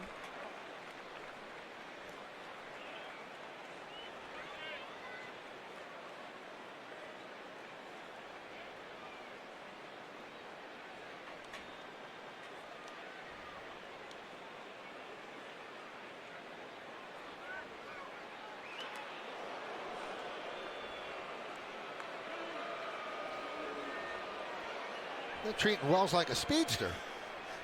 You're going to steal a base, I'm going to try to pick you off. Anderson was sleeping on the mound. Let's see if Wells was sleeping on the base paths. You see Neto right behind him. So the count level at 2-2 on Grisham. Grisham's 0 for 1 with a walk.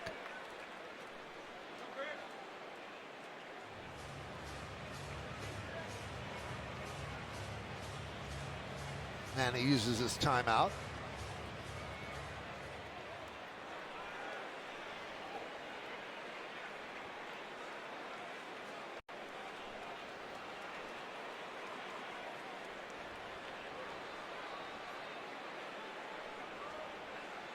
And the pitch from Anderson.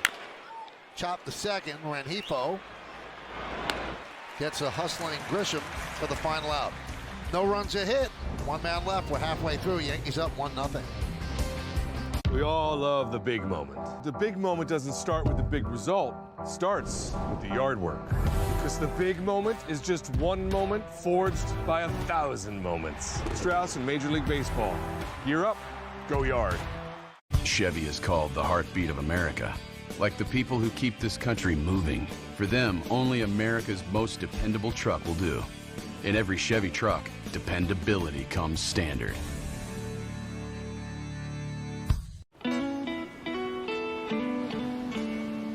You ever just look at them and think, yeah, I'm doing all right. Stay 3 nights this summer at Best Western and get $50 off a future stay. The average dog only lives to be 10. That's 10 birthdays, 10 first summer swims, 10 annual camping trips. At the Farmer's Dog, we don't think that's long enough. That's why our freshly made food comes pre-portioned, just for your dog. Because a dog at a healthy weight can live a longer, happier life.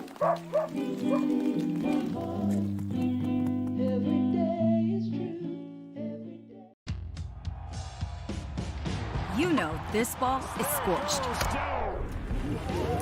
Google Cloud AI knows that 102 mile/hour exit velocity with a 38-degree launch angle means a 40% chance that ball's out of here.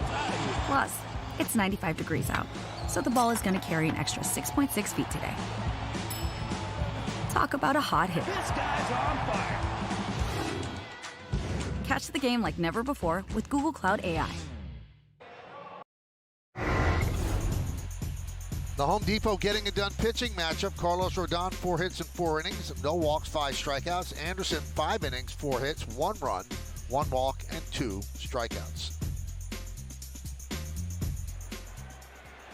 Bottom of the 5th, Chris Taylor leads off. You know, we talked about the different arsenal that Rodon has had since his first year with the Yankees. But when you look at the arc of his Yankee stay, it's impressive how important he's become. In that first year, he seemed out of place. He seemed uncomfortable. He had that moment on the mound in Kansas City with Matt Blake. Everything seemed like it wasn't going to fit, and that was a bad contract for the Yankees and for Rodon. Boy, he has proven that wrong. He has learned to adapt to everything that being a Yankee involves, and also expanded his arsenal where he's a complete pitcher out there. You could make an argument, Jeff, that he's on an all-star slate right now. He could make the American League All-Star team the way he's pitching. He has been just extraordinarily good this year. He has. You know, you look at the contract. I mean, when you come to New York's still not an easy place for guys to come play. I mean, there's a lot of expectations, the 27 championships. The Yankees trying to get back to the World Series. They got back last year. They came up short. But you're trying to come over to an organization and prove your contract. And it just doesn't work that way. It takes a little bit for him to settle down a little bit, to get comfortable on the mound. He started throwing a cutter. I think that was a huge mistake when he started going through that pitch. And I was watching him, and everything to a righty, hard. The slider wasn't there. I think he was really fighting himself on the mound, trying to prove the contract, struggling on the mound. And when you struggle in New York, it's not a fun place. You know, it's just not a fun place. All of a sudden, he relaxes a little bit. You look at, I think Garrett Cole has probably helped him. Now having Max Fried in this rotation, he's starting to settle down, feel his own, and I think coming back to that changeup, he's always had it, but he's never really thrown it a lot. Last year he threw it a little bit. This year a lot more. You're starting to see the two-seamer. So he has more arsenal as far as both sides of the plate. Nothing's hard. Not everything is hard. Into a righty, he can throw the change away. He can throw the two-seamer away. He's always done a great job of climbing the ladder. And also when he first came over, if you noticed, you didn't see the depth on the slider either. Everything was across. So when you're throwing fastball up and slider across and that's staying up in the zone, it's hittable. And I've been covering this team either as a broadcaster or a writer. Swing and a miss. That's the 6th strikeout for Rodon, and the 6th Yankee strikeout brought to you by Audi and the 2025 Audi Q6. Visit your local tri-state Audi dealer today. Now he goes upstairs to get Lugo. Anyway, in the years I've covered them, close to 40, I've seen people in their first year with the Yankees struggle, and it's over. Right. They don't rebound. This guy had something about him where he wasn't going to give up. He wanted to make it work here. Boone said today he was very receptive to what the pitching people with the Yankees were selling. He adapted, he expanded the arsenal, and now the only thing overshadowing how great he's been is how great Max Fried has been. A couple of ill-timed 3-run home runs. If he doesn't have those, right now you're looking at him probably being 8-1 with a close to 2 ERA. The way it is now, he's 6-3. Came into the game with a 2.88. He's been really, really excellent. Well, I think that as well as Fried has pitched, I think it's taken a lot of pressure off of Rondo. And if you look at pitchers that typically fall in love with the cutter or they try to incorporate a cutter, Garrett Cole was the same way. When he started, all of a sudden couldn't find that grip. Everybody's trying to look at start this the next inning. 2 more strikeouts for Rodon. He's retired 8 in a row. We go to the 6th.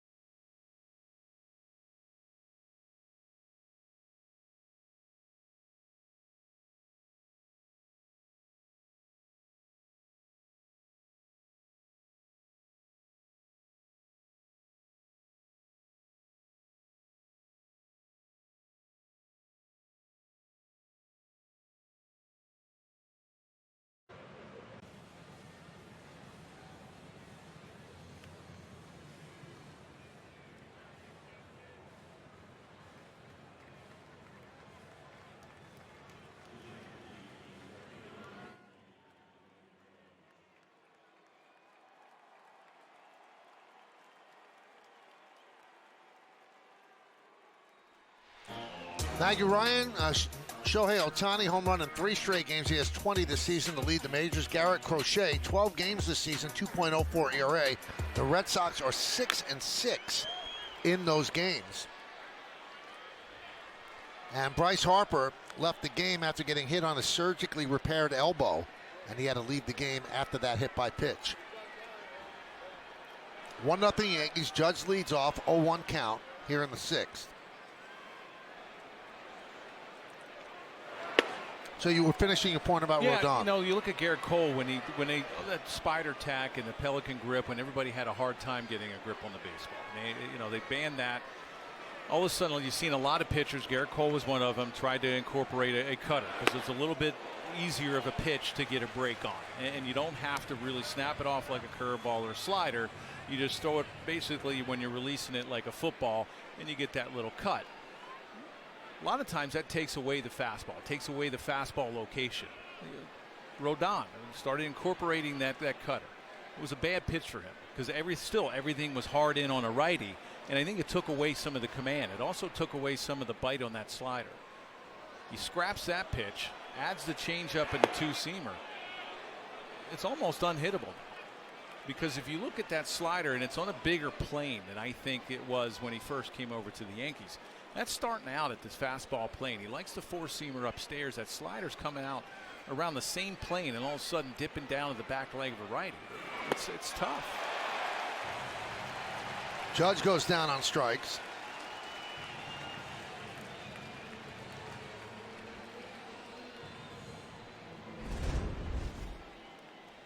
Now you can see that changeup grip. There's that changeup down.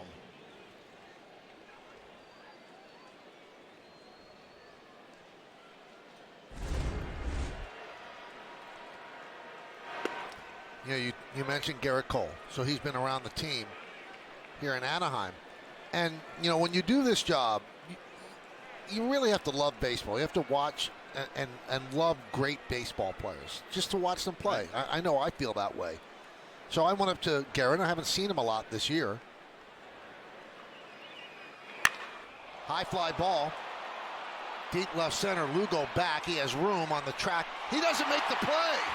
He does not make the play. Bellinger running hard is going to go for 3, and he'll make it. Boy, give Bellinger credit. A lot of guys, looks like a sure out. You slow down. He was running hard as if he knew that was falling in. Yeah, and this was just a clank. It's going to be interesting to see how they score this one. You see Lugo just drifts back. He just misplayed it. It might get a triple because he didn't touch the ball. Right. I mean, this ball should have been caught. Bellinger, like you mentioned, Michael, he kept running. As soon as he sees him drift back a little bit, then he starts picking it up.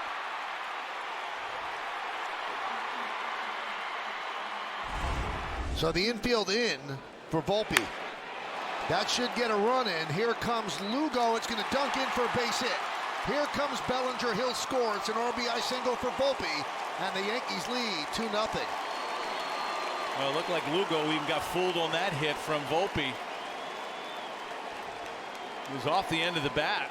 A couple plays in a row. Off the end of the bat, Lugo stayed still in center. He didn't charge right away. Watch, he's playing a real deep center field. There you see a late jump. He's not going to come up with it. And they do give an E8 on the Bellinger fly ball, although he didn't touch the ball. That is an E8, not a triple.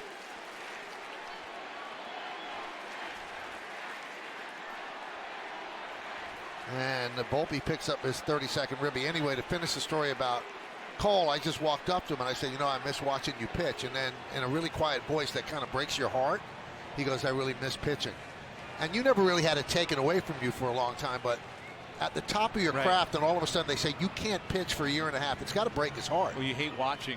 Right. You want to be out there so bad because that's all you're used to. You want to try to help your team. You're getting paid to be on the IL. That probably bothers you a little bit as well.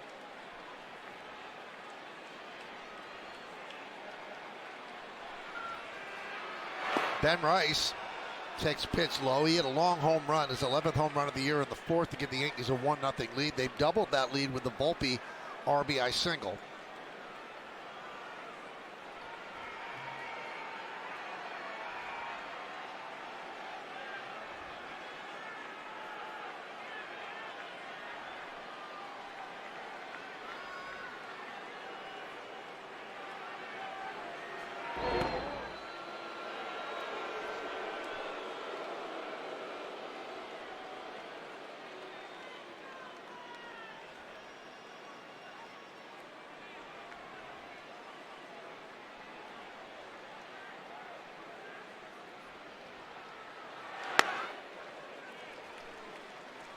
All right, the Rice home run. We'll take a look at the exit velocity on that, presented by Spectrum.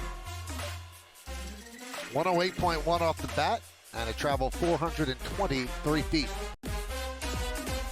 It was out in an eye blink.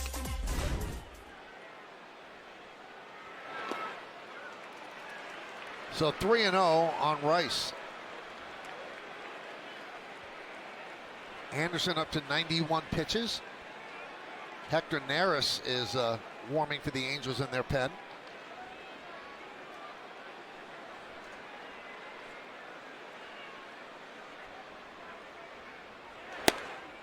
There's a strike.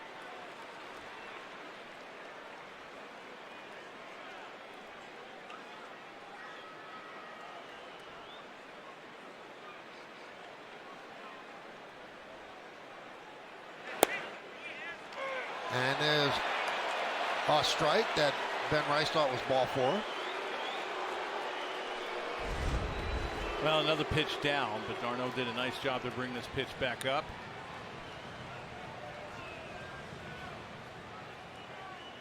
Let's see at the bottom of the zone.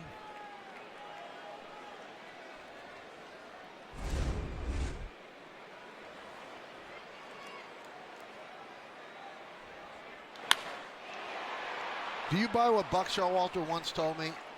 He you know, obviously framing is so important because the statistics that show you it work. And he said, Buck said, if an umpire is influenced by framing, they're not doing their job right. You're supposed to call the ball where it crosses the plate, not where it's caught. No, I agree.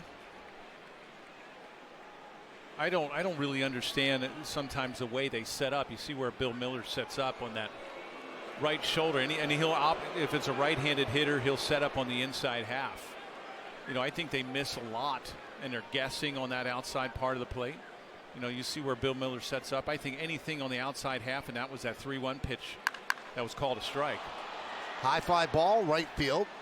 Adele makes the play. Volpe was running on the pitch. He'll head back to first. I don't understand the mechanics with the umpiring as far as the way they sit, because clearly that ball was down, the 3-1 pitch, that 3-1 fastball to Rice. But since it's on the outside half, do you really see it? Here comes Ron Washington. It does make sense with the old balloon umpires. Right. And that was only in the National League or American League. Yeah. You're right over the catcher, so Right. you could see the strike zone better. Now with the inside, you have to go over one shoulder or the other.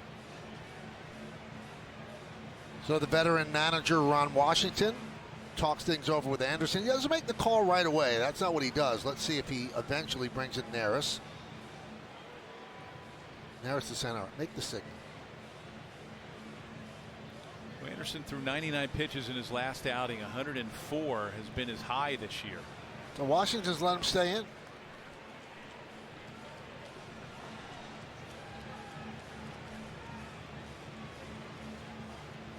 If you're an umpire, don't you have to trust the catcher that he's going to catch it? Wouldn't you want to set right over the plate no matter where the catcher moves? You would think, right? Yeah. But again, if you have that big balloon protector, you could set up right over his head, and then you see both sides equally. I think they need to bring that back. It's probably very hot. So here's DJ LeMahieu, 1-0.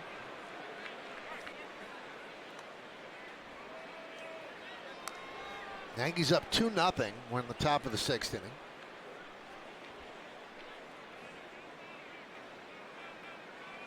And see, now he'll set up on that left shoulder, over the left shoulder of Darno, because it's a right-handed hitter.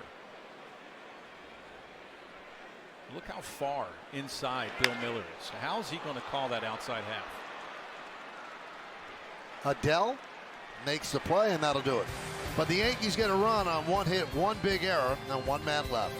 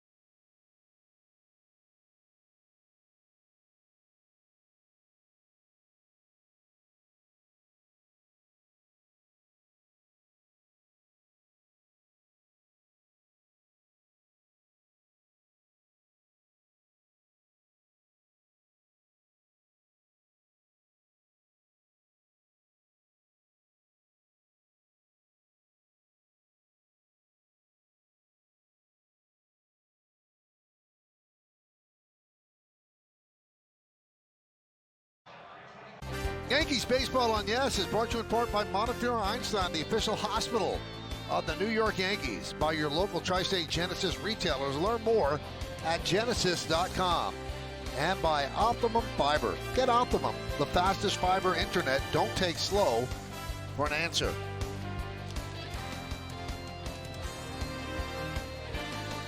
Euphoric Angels and Yankees. Brocious after 98. Troy Glaus with the Angels Lone Championship in 2002. Troy Glaus, a good hitter too. Got a lot of power over third base. Shonowell takes inside 1-0.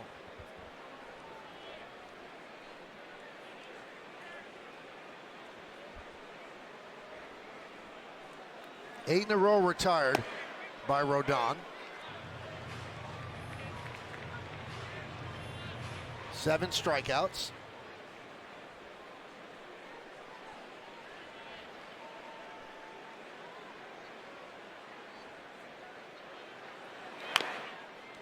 You know, one more thing to note about Rodon, how he struggled in the first year.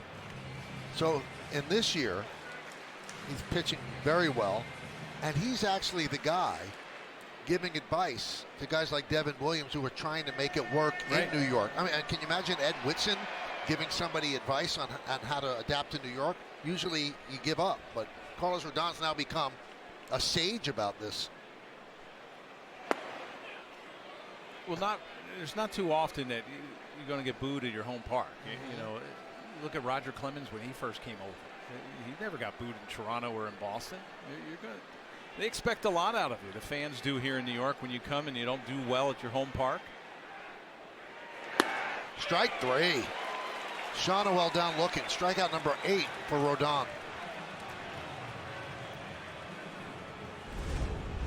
Oh, fastball at 94 miles an hour. Thought it was up. Caught that upper half, that upper tier. That's a strike. Shonowell didn't see our umpire scouting report. It's pitcher's umpire. Exactly. Pitch is high to Moncada. I think that was the biggest thing to get over, knowing that you're in your home park, and if you walk a couple guys, you give up a run that you know you're going to get booed.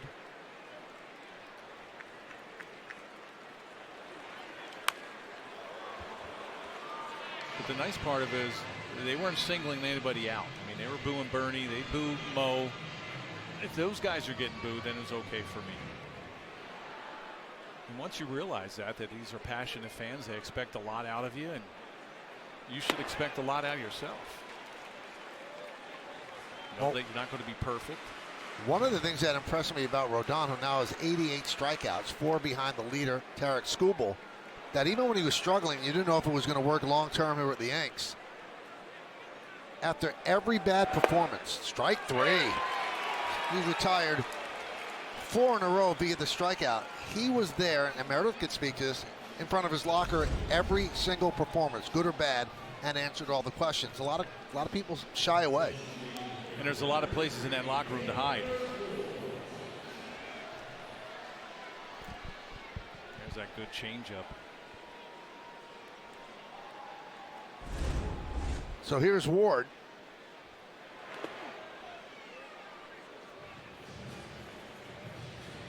Well, it's a lot easier to take your medicine right away than let it linger. The longer you hide from the media and hide from everyone, the longer and the worse results. You just face what you did right away, and then it's over with. Fly ball right field. Judge is there. Judge makes the play. And Rodon has retired 11 in a row. We'll go to the 7th.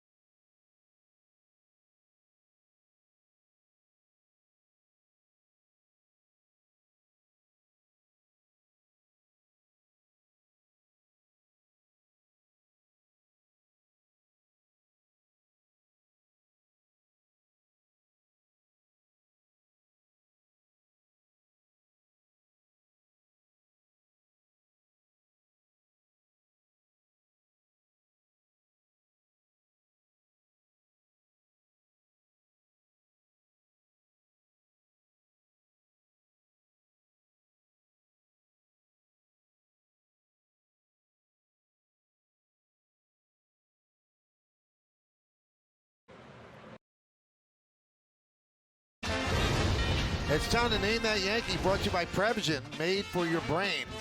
This one's tough. It's an 8, 252, 1,061 hits, 86 home runs. Played for the Yankees in 78, that championship year. Then 6 years with the A's, 1 with the Cards, 4 years with the Tigers, and then he finished up with the Braves. This is not an easy one.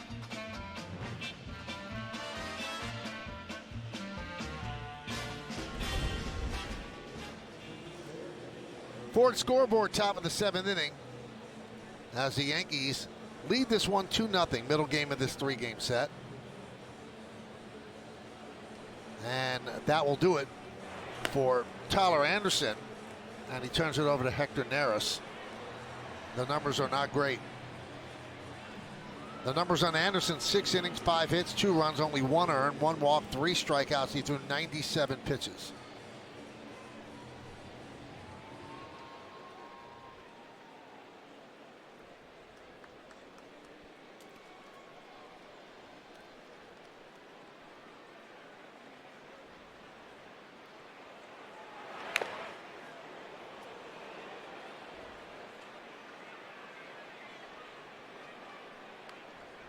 Looked like it got Darno right in that shoulder. That was a fastball at 93, right in that right shoulder.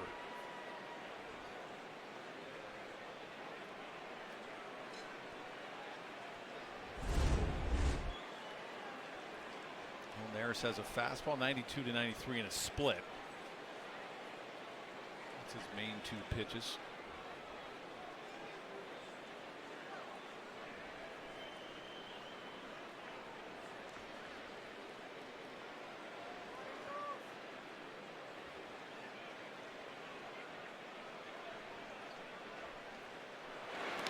That one just missed Wells.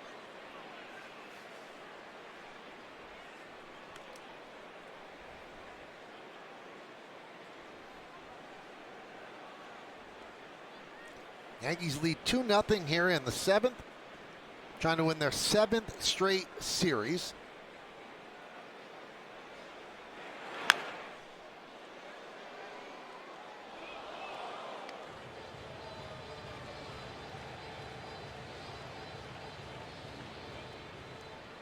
One and 2.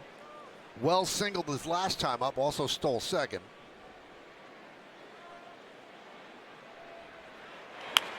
You know, Boone was saying today, he said, you know, Wells has driven in 31 runs, which is great. He has 6 sac flies, which is great. He said, I still think that we're waiting on that big hot streak for him where he's going to really go off, and we haven't seen that yet. No, and he had a really good spring. Check swing.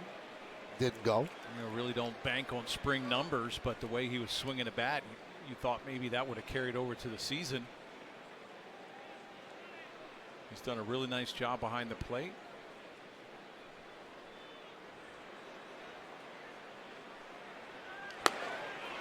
Swings with one hand and swings through. Strikeout, 1 away.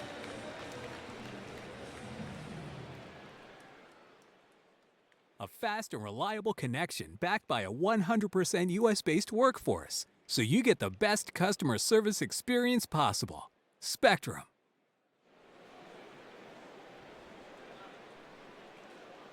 There's Peraza. 1-0.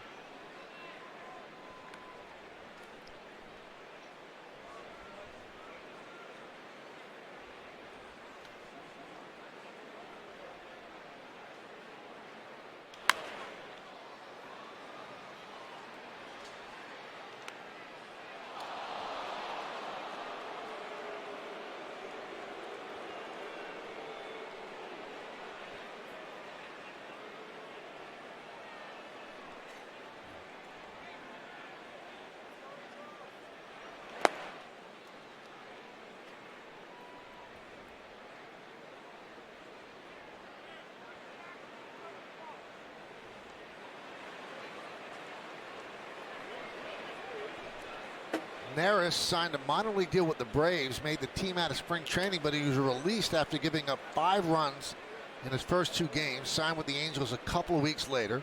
Went to AAA, was called up on May 6th. That one's driven out to deep center. And Lugo is going to watch it go over the wall. A home run for Peraza. A solo shot to center. It's 3-0 Yanks.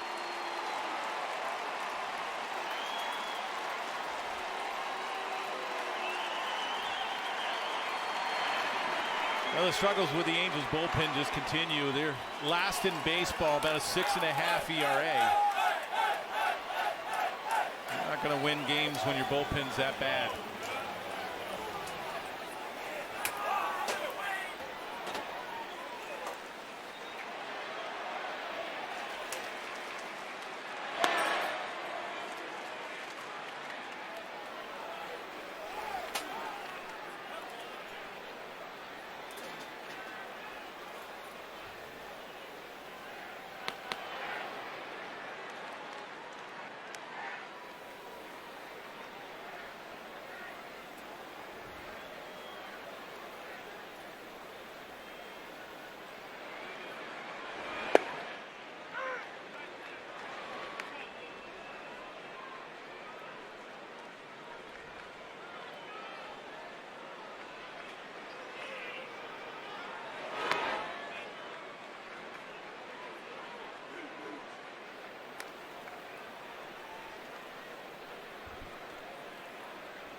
Two and one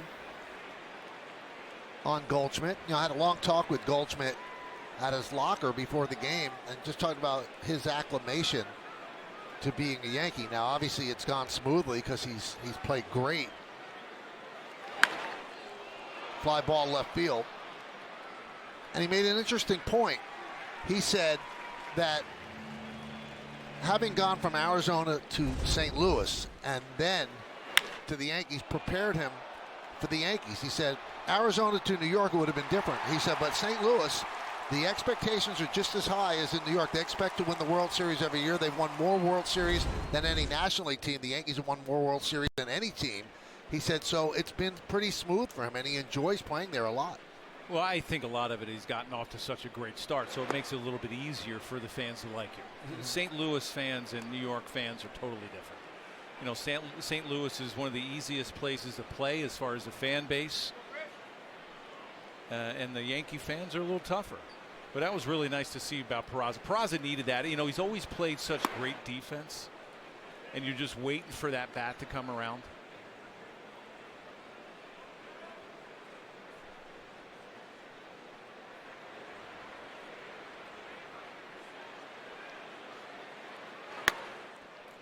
Three and 0. This is a 2-1 fastball off of Neris, and just carries off the center field wall, and that's much needed right there for Peraza.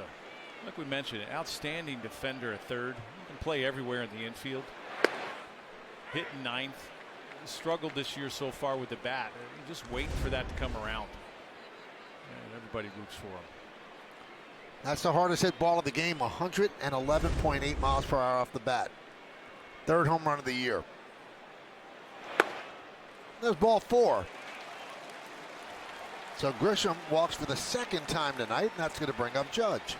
And that's going to bring out the pitching coach, Barry Enright.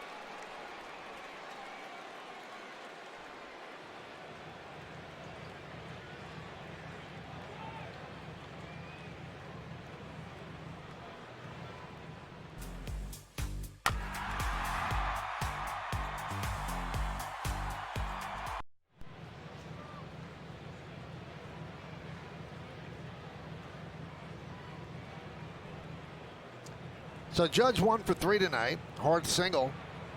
110.4 miles per hour off the bat in the first inning. Grounded into a fielder's choice in the third, then struck out in the sixth. Those all against the lefty Anderson.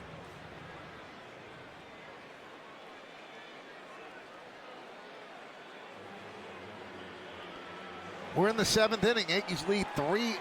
They have 6 hits and the Angels 4.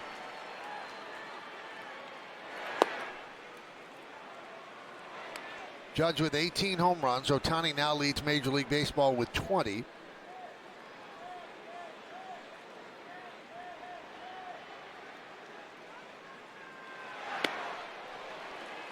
That was a splitter.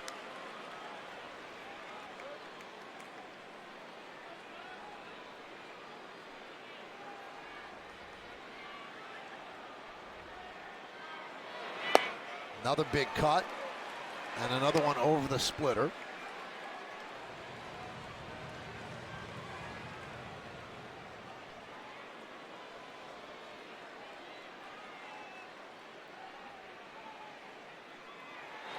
Strike three. Judge down looking. Well, the Yankees had a run.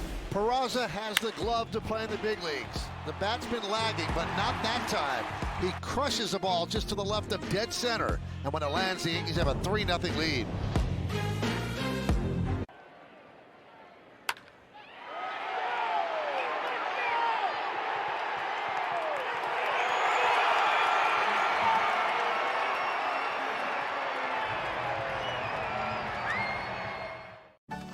Travel.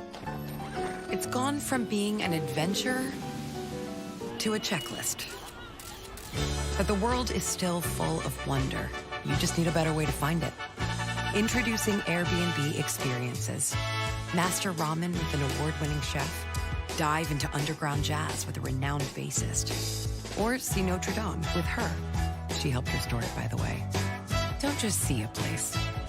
Experience it. I miss you. When you think about it, Are you coming home? I'll be there when you wake up. half the trips the world takes are trips home. I'll call you soon, Dad. It's the feeling we all eventually long to get back to. No matter what took us away to begin with, we know because at Delta we're travelers, just like you. Which is why we try to make you feel at home long before you even get there.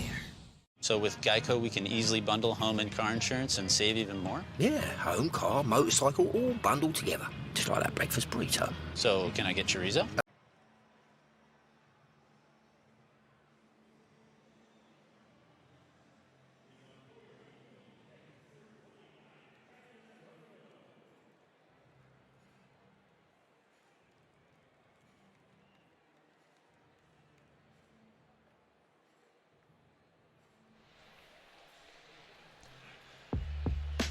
Well, thank you, Ryan and Jack. 3-6-0 for the Yanks, 0-4-1 for the Angels. Rodon, they talked about home runs by Ben Rice and Peraza. First pitch of the bottom of the seventh, lofted to left center by Darno as Grisham cruises over to make the play. One down, one pitch, one out. 88 pitches for Rodon. It's good for the Yankees to get a long outing from a starter, Jeff, to reset that bullpen. Weaver not available today. Leiter not available today. If you don't have to go to the bullpen much today, you're in much better shape tomorrow. Yeah, and you like those tack-on runs in the 6th and the 7th as well to make this a 3-0 ball game to give those late inning guys a little cushion. Rengifo takes upstairs. Yerry De Los Santos is warming for the Yanks. Pitched yesterday.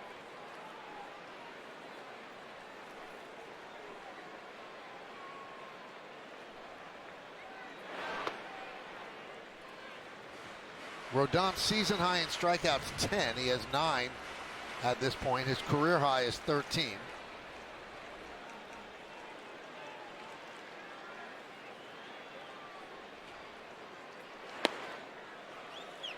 Three and 0 on Rengifo.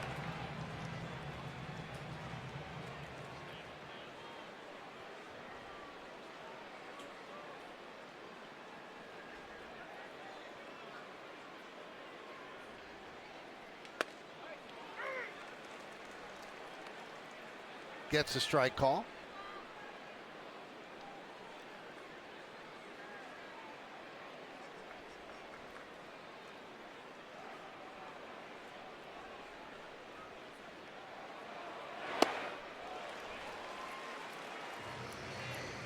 There's the sinker, the two-seamer that we were talking about. Gives him a different look than the four-seamer up in the zone.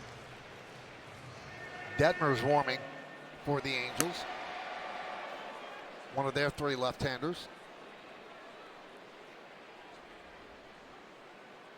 And the lefty deals. Lined into center field. And the catch is made by Grisham. Oh, what a play by Trent Grisham, taking a single, maybe more, away from Rengifo. He is such a great center fielder, and he just glides to the ball, but what a break he got in. He read that ball perfectly. Outstanding catch.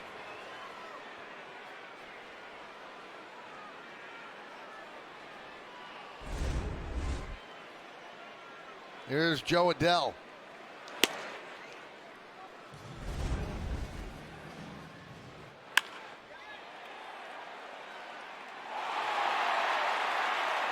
Pitcher's got to love that.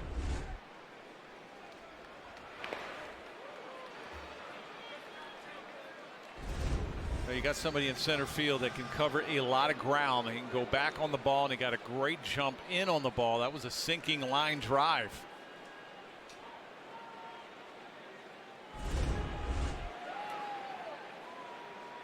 Judge just wanted to make sure. 2 outs, right? Popped up behind the plate, and that'll make the seats out of play.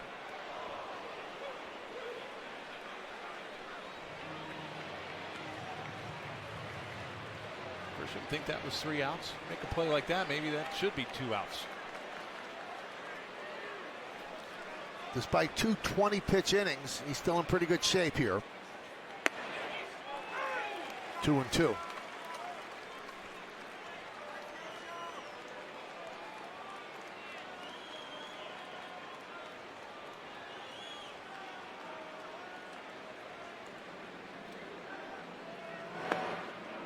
Three and 2. Well, with his next pitch being his 100th, this could be his final batter. He's gone 3-0 on Rengifo, came back, and now he's 3-2 on Adele, who's 0 for 2 against Rodon.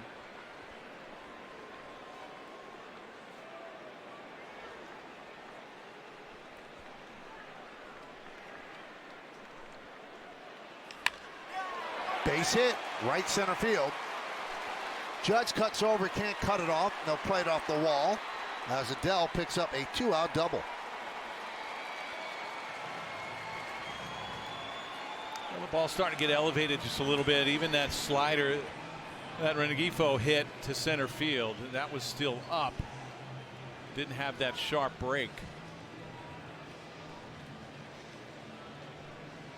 Yeah, he looks like he's a little fatigued right now, and Aaron Boone quickly out of the dugout. Well, he hasn't made a call. I think he's asking him how you're doing, and maybe just to give him a breather. Yeah, he wanted to see if Rodon had one more batter in him. You know, that's the thing with the pitch count. When you hit starters. Take a look at the bullpen budget brought to you by Citizens. Make sense of your money with Citizens. Luke Weaver's not available today. Mark Letter they'd like to stay away from, probably not available either. Yerry De Los Santos threw 18 pitches, but the rest of the bullpen certainly available. You know, with the pitch clock, when you have starters going deep into the game like Rodon, you're getting a little tired. You know, you're not able to step off the mound and take a few breaths and try to gather yourself. You have to get right back on that rubber, and you really have no time to rest. You know, the league wants these starters to go deep into the game, and you have an instance like this where maybe a few more seconds would allow Rodon to gather himself and catch his breath. And the only way to do it is to have the manager, pitcher, coach, or the catcher to come out to help you out.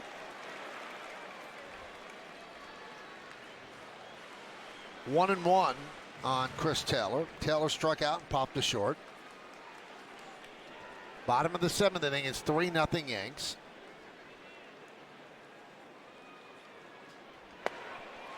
1-2. Good change.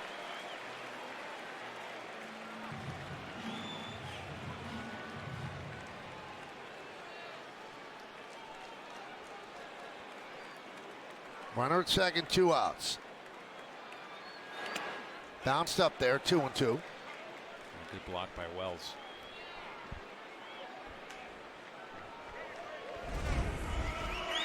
There's a ball in the dirt. I think it took it off his arm. With Lugo due up next, Jorge Soler on deck as a pinch hitter.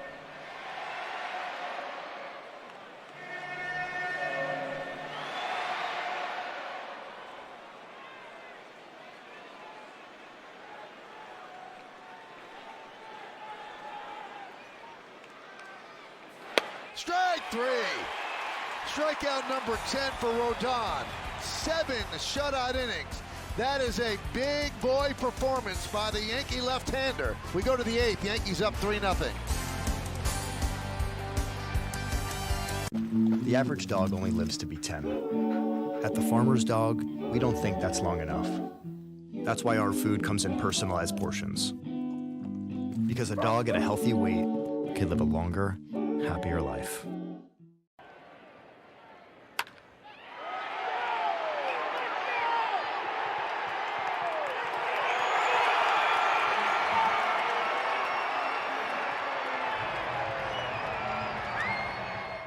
Are you coming home? I'll be home in the morning. I gotta go too. At Delta, we get where you're coming from. After all, we're travelers, just like you. Travel. It's gone from being an adventure to a checklist. But the world is still full of wonder. You just need a better way to find it. Introducing Airbnb Experiences. Master ramen with an award-winning chef. Dive into underground jazz with a renowned bassist. Or see Notre Dame with her. She helped restore it, by the way. Don't just see a place. Experience it. This your bag, sir? What gave it away? Oh, you the Geico Gecko! I'm a huge fan. I filed a claim for my car with the Geico app. Only took 2 minutes. Well, I mean, Geico's all about getting more than just savings. The next time, how about less fluid ounces? Fair enough. Oh. You use this much serum? Well, my skincare routine requires... And a pump top? It's gonna make a mess.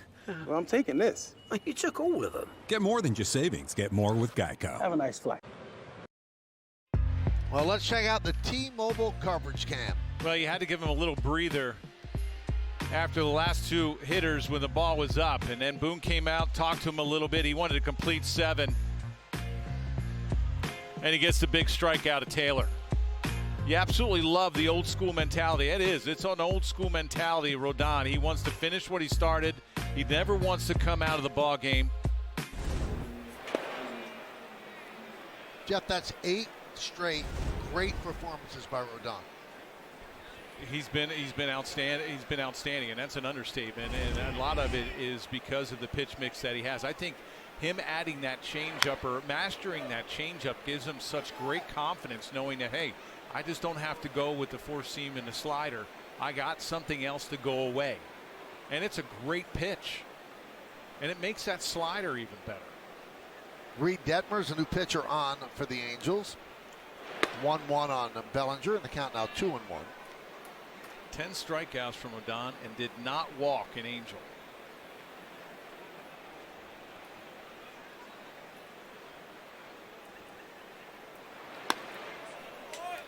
Three and 1 on Bellinger. So Rodon 7 innings, 5 hits, through 105 pitches, 69 strikes.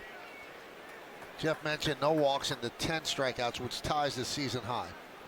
And the 105 pitches ties the season high. That one's driven out to left field. Chris Taylor is there. 1 out.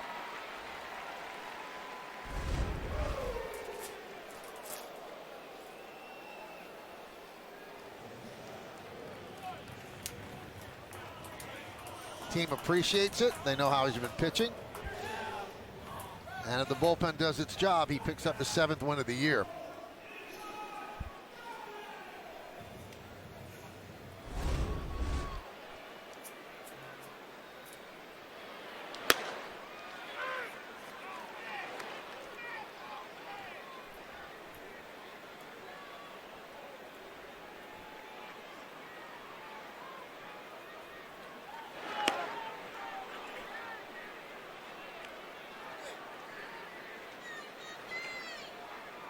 The 4 best pitchers in the American League right now: Skubal, Fried, Crochet, and Rodon. All left-handers. And with his 7 shutout innings tonight, his ERA goes from 2.88 to 2.60. When's the last time you've seen 4 lefties dominate the way they have, and not a right-hander mixed in there? And there aren't that many lefties. So the ones that are there in their top flight, they are dominating for sure.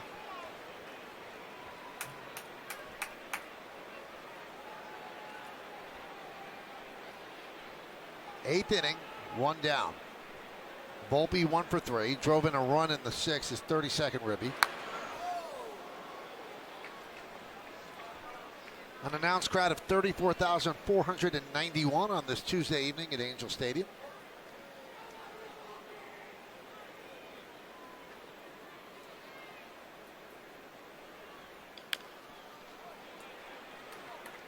Still 1-2.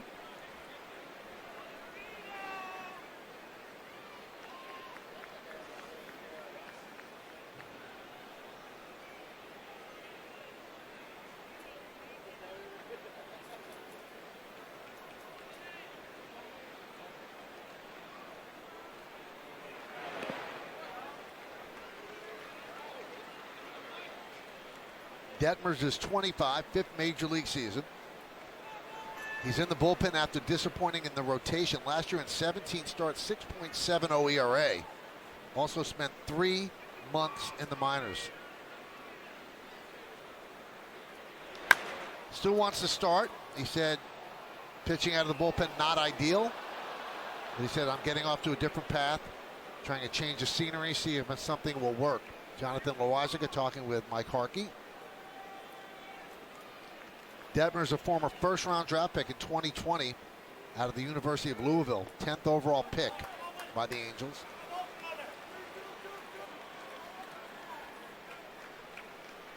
'11th big league game, he threw a no-hitter. May 10th, 2022 against the Rays. Only had 2 strikeouts. And Volpe works a walk. Hey, this year marks Yogi Berra's 100th birthday, and the Yankees have a special giveaway to help commemorate it. On Friday, June 6th, the first 18,000 guests will receive a special Yogi Berra U.S. Navy bobblehead that recognizes his military service, courtesy of State Farm. Tickets are going fast, so get your tickets today at Yankees.com.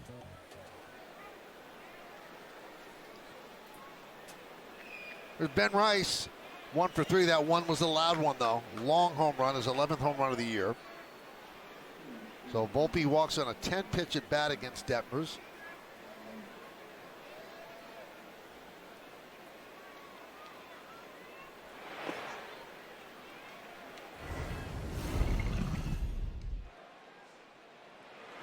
In the 4th, a changeup. Supposed to be away. You see Anderson's reaction. He knew it.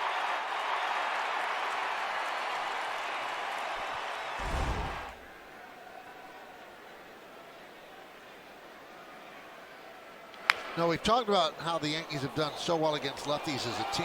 So coming into this game, 281 average against lefties. It's first in all of baseball. But one of the big reasons for that is that their lefties hit lefties. The batting average for their left-handers against left-handed pitching is .247, which is 8th in baseball. So they're not getting neutralized.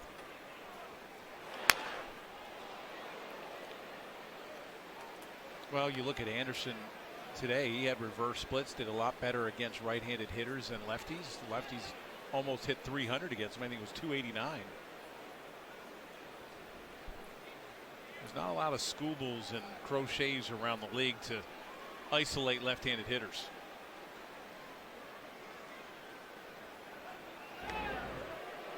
Now, I saw a quote that was attributed to Crochet, really made me wonder. He's got a thing that he has to throw a first pitch fastball strike. And his batting average against on the first pitch is really high. He said, well, that's just what I do. Wouldn't you just mix it up a little bit? Yeah, mix it up a little bit. Well, they just had a stat where the Red Sox are 6-6 in his starts. Yeah, they don't score for him as Ben Rice goes down on strike. He's been brilliant for them, and they just can't score, and they lost again tonight. And Rob Refsnyder with a really stark I saw that interview comment where he said, we just stink right now. We got to play better. We got to hit. He said, I'm sick of losing.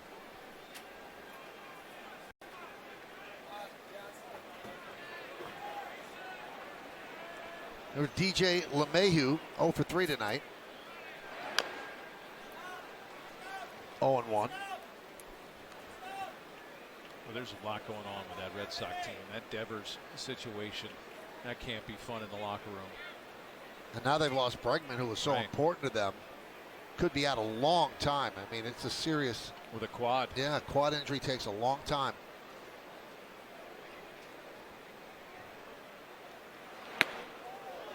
One and one.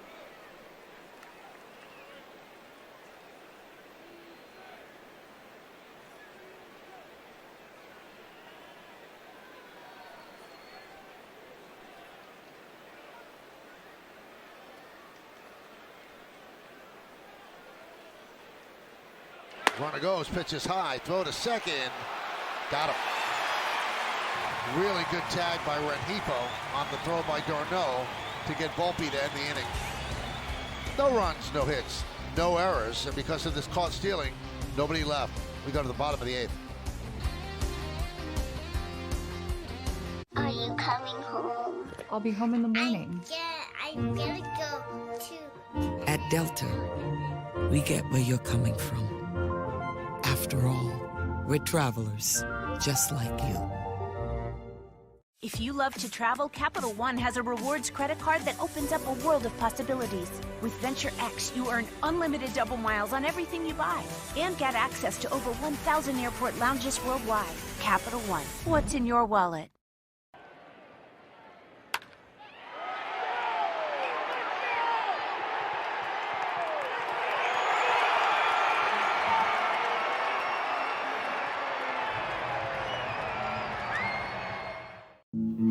The average dog only lives to be 10. That's 10 birthdays, 10 first summer swims, 10 annual camping trips. At the Farmer's Dog, we don't think that's long enough. That's why our freshly made food comes pre-portioned, just for your dog. Because a dog at a healthy weight can live a longer, happier life.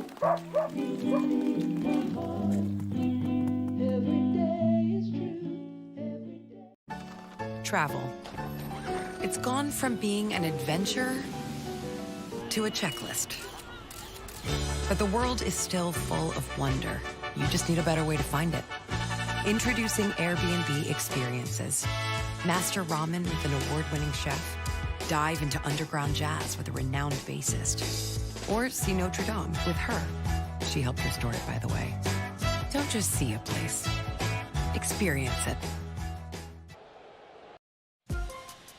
Now it's time for the upcoming schedule, brought to you by your local Tri-State Buick dealers. One more game against the Angels. That's tomorrow night, so join us on Yes for that. Thursday is an off day, and then a World Series rematch in Chavez Ravine.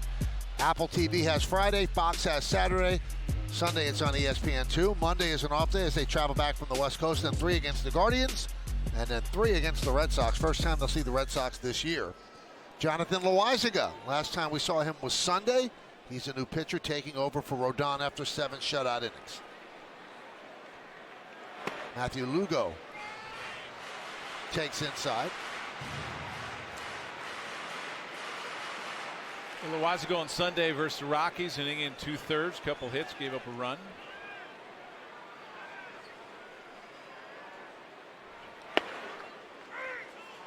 Lugo is the nephew of Jessica Beltran, Carlos's wife, and Lugo graduated from the Carlos Beltran Baseball Academy. And he's wearing Carlos's number 15. Ground ball to third. And a great swipe tag by Goldschmidt, pulled off the bag by the throw, but he turns it into an out and saves an error for Peraza. Well, you see, he's going to come off the bag knowing that the throw's wild, and a lot of times that is in the danger zone when you have a runner coming right up the line and you have to go make that tag because of the wrist. Nice job holding on to the ball.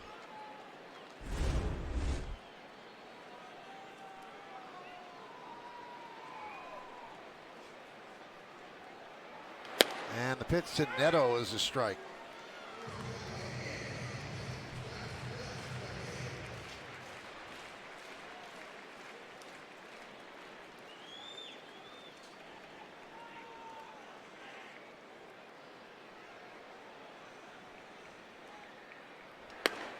And another strike. He's dealing. Don tonight, 21 swings and misses on his pitches. His top speed, 97 he hit tonight. 16 of 26 first pitch strikes. Strike 3.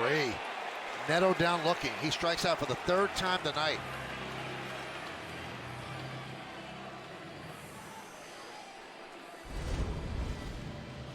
Well, good fastball at the bottom of the zone. 96. He thought it was low. He didn't read the scouting report either. Nope. Got to tune in. Here's Shonowell. 2 for 3, couple singles and a strikeout.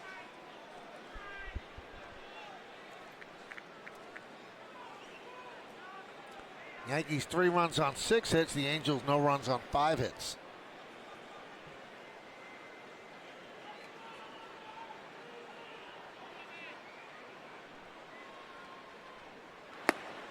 You know, Ron Washington had a little bit of a Jim Mora moment. You know, they won 8 in a row before they lost 2 straight to the Marlins, and then last night against the Yankees. So now they've lost 3 in a row. But when they won 8 straight, people were talking about maybe they could make the playoffs.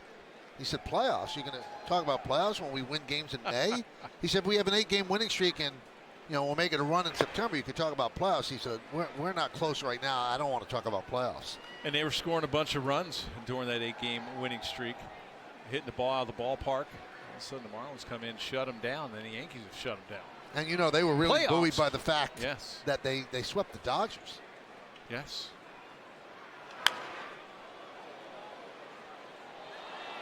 Did you see there was a video on social media of Jim Mora, who's 90 years old and works out 3 times a week with leg weights and stuff? I mean, does like heavy Really? weight work. I have not seen that. Knock on wood, he's in unbelievable shape.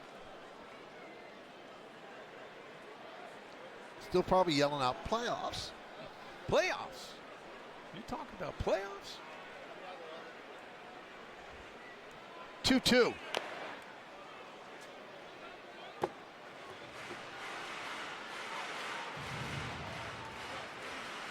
Well, in their last 3 games, Jeff, the Angels are averaging 1 run per game. Previous 17 games are averaging 6 runs per game, so very streaky. And there's a lot of strikeouts in that lineup, so if they don't hit the ball out, they're not going to score. No, second in baseball in strikeouts. They don't walk a lot either. LeMahieu to the glove side. And Loizaga works a 1-2-3 inning. We'll go to the 9th. This Disneyland.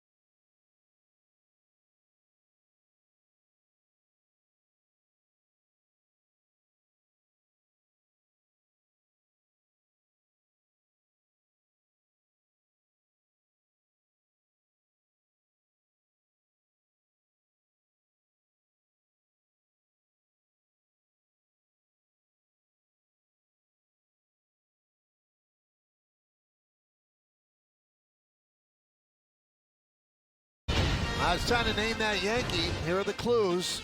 252 average, a lot of hits. He's been around for a long time, 78 through 91. And it's Mike Heath, backup catcher in the championship year of 1978. And watch this game against the Angels. 2 consecutive plays. Bobby Grich. And then Carney Lansford, and then Heath had enough. He had enough. And that started an all-out brawl in very mellow chill Southern California. Billy liked it. Billy liked gritty players. He was a second-round pick by the Yankees, champion with the Yankees. Traded to the Rangers in 1978 with Sparky Lyle in the Dave Righetti deal. Swing and a miss. As Jake Eder is the new Angels pitcher. You don't see fights like that anymore. No. And you could run into catchers then. Now you can't. Right.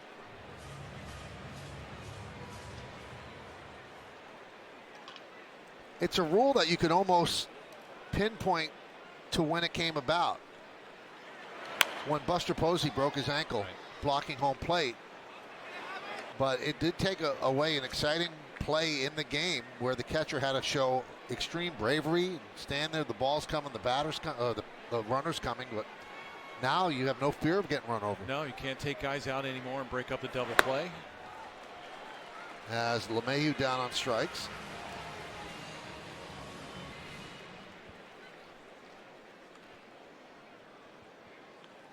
But I think if it happened 2 times in a row, you probably get a little tired of it, like Heath. Yes.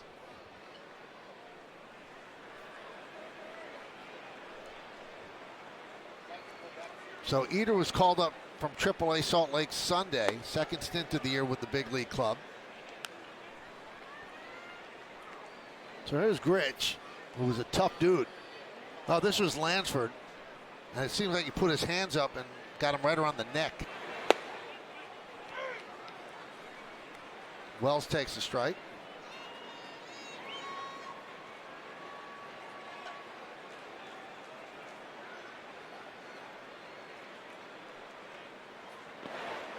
Couldn't hold up. And on this date, 1983, Heath, I don't like that matchup there. No. Winfield against Heath. Got the height advantage for sure. 6'6". Shows you Heath was a tough dude. First baseman Shonowell takes it himself. 2 down.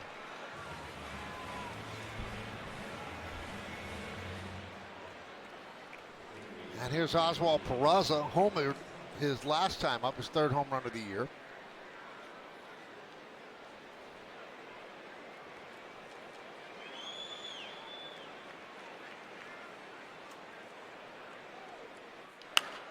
Jumps on the first pitch and pops it up. That'll be out of play.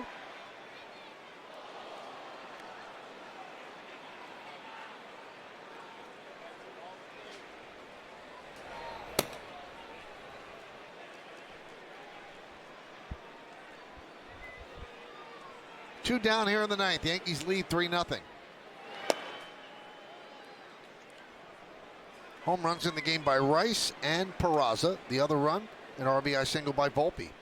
Devin Williams warming up for the Yankees. He'll try to close this out. 2-1.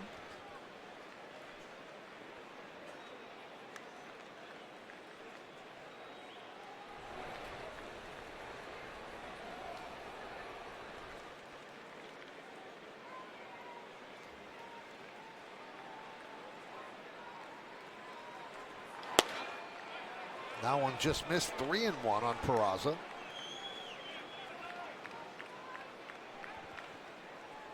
That's who Williams will face, 3, 4, and 5 in the Angels order. And there's a walk for Peraza.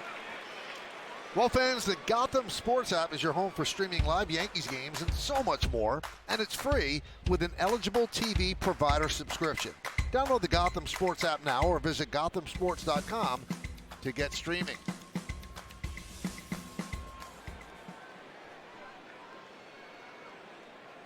Here's Goldschmidt. Pitch outside. Goldschmidt 1 for 4. Robbed of a hit in the first inning. Nice play by Chris Taylor moving toward the line. Then he doubled to left in the 3rd, popped the 3rd in the 5th, and a fly ball to left in the 7th. Getting another opportunity to face a left-hander. Driven deep to left field. If it's fair, it's gone. It is a foul ball. Just missed a 2-run home run.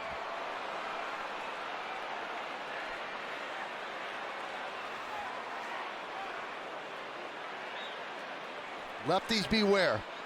He turned on that four-seam fastball up.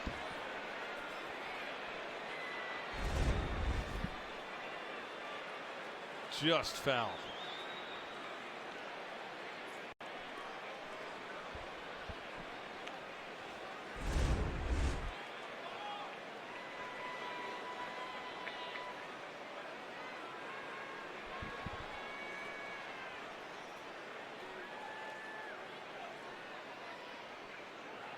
I think Austin Jones made the right call. The replay would indicate that he did, but a couple of people have told me, and it kind of made me think, the guy who should be making the fair or foul call is the home plate umpire, because the base umpires have to turn and find the ball, but the home plate umpire is watching it all the way. All the way, I agree. That one gets away from Darno, allowing Peraza to move to second.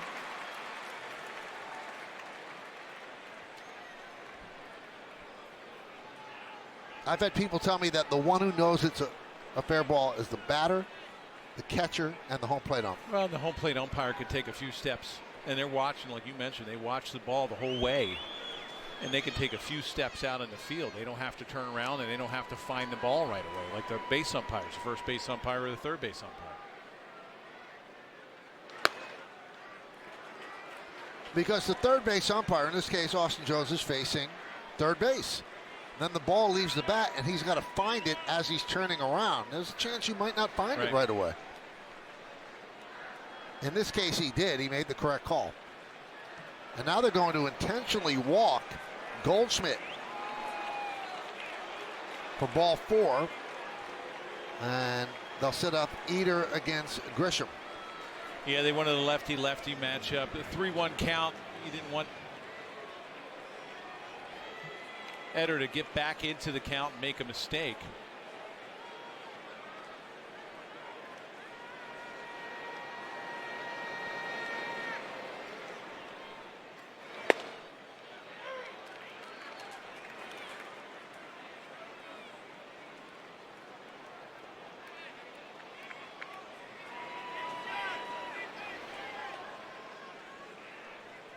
Oh and 1 on Grisham, who's walked twice. He's 0 for 2. Yankees have runners on first and second. 1-1.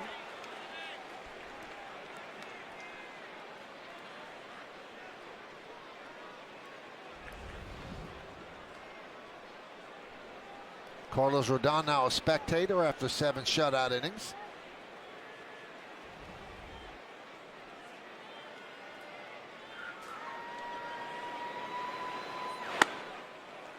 Two and 1. Anderson started, then Neris, Detmer, and now Eder.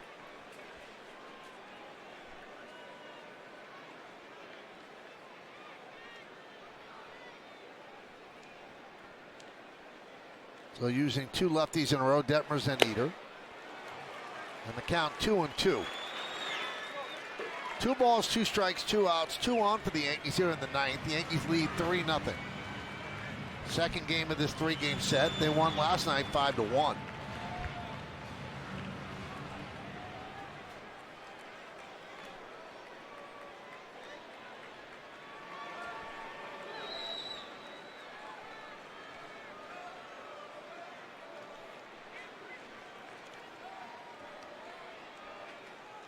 And the pitch popped up. Let's see if it stays in play for Moncada. Looks like it will in foul territory. He makes the play, and that'll do it. No runs, no hits, no errors, and 2 men left. Last lick's coming up for the Angels. They'll take him against Devin Williams.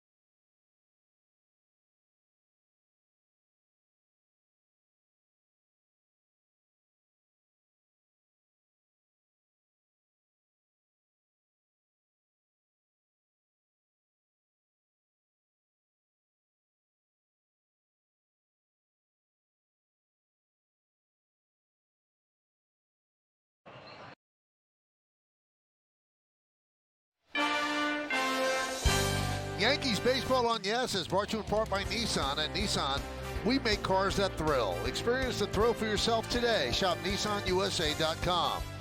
And by Untuckit. Find the perfect fit today at Untuckit.com, with more than 80 stores worldwide. Well, Devin Williams is going to try to close this out. It's his first save opportunity since April 25th against the Blue Jays. He struggled as the closer. He lost that role and has been great setting up Luke Weaver. Really just one bad outing in all the time that he's been the setup man, but Luke Weaver's pitched 5 days out of the last 7, 2 days in a row. So you knew that Devin Williams was going to be the closer. Aaron Boone said that to Marakovich before the game, and here he is trying to close this out for the first time in over a month in this situation. Moncada first.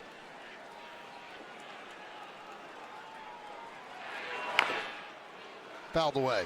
Well, his last 8 appearances, he has not been scored upon. He's pitched a lot better in that setup role. You see 11 out of the last 12, 8 straight.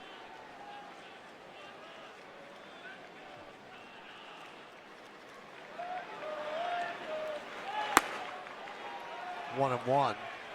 You see that high ERA, you're going to be battling that pretty much all year to try to get that down when you struggled in the beginning and given up a lot of runs. First 11 games, Jeff, the ERA reached 11.25, so he's almost halved it. In the last 12 games, his ERA is 2.45. Yeah, pitching a lot better. A lot of it is fastball command. High fly ball, deep right center. Judge is back, turning, looking, see ya. A long home run by Moncada, and the Angels are on the board. It's 3-1.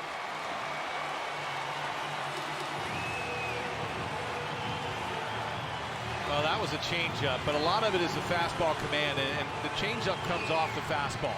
When you're able to command the fastball on both sides of the plate, and it's down in the zone, it helps that changeup down in the zone. That's just an elevated changeup, and that's when he struggles. When the fastball command is not there, the changeup gets elevated and it gets hit. So we're talking about how great he's pitched, and he serves up the home run to Moncada. And here is Taylor Ward.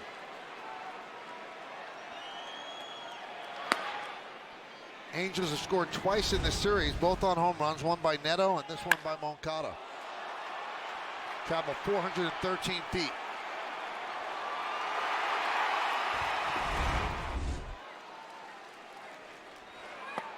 And there's a strike.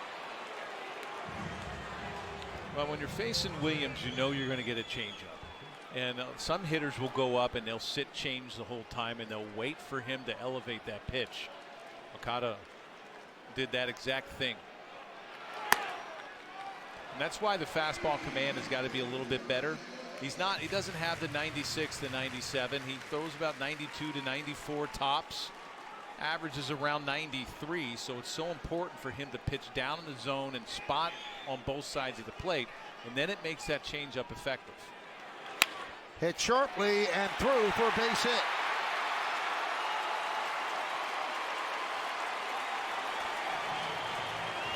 And you notice the pattern, Michael, in the first 2 hitters. Where's the fastball been? All over the place. He hasn't been able to get that ball in the zone. They're going to come looking for a changeup. This was the changeup, and it was elevated. And his changeup, though, Jeff, even if you're looking for it, if he throws it right, you're not hitting it. Right, if he gets it down. Now, those last 2, the one that was hit for a homer and that for a base hit, it's elevated. Hitters are going to make you get that changeup up. If you're not locating your fastball and you're not throwing that for strikes. That one is hit deep to center field off the bat of Darno, and Grisham makes the play on the warning track for out number 1. So Yankee fans and the Yankees holding their breath there. Well, fans, after the final out, we'll get highlights, analysis, clubhouse interviews, and we'll hear from Aaron Boone on the manager's report. It's all coming up on the WB Mason Yankees postgame.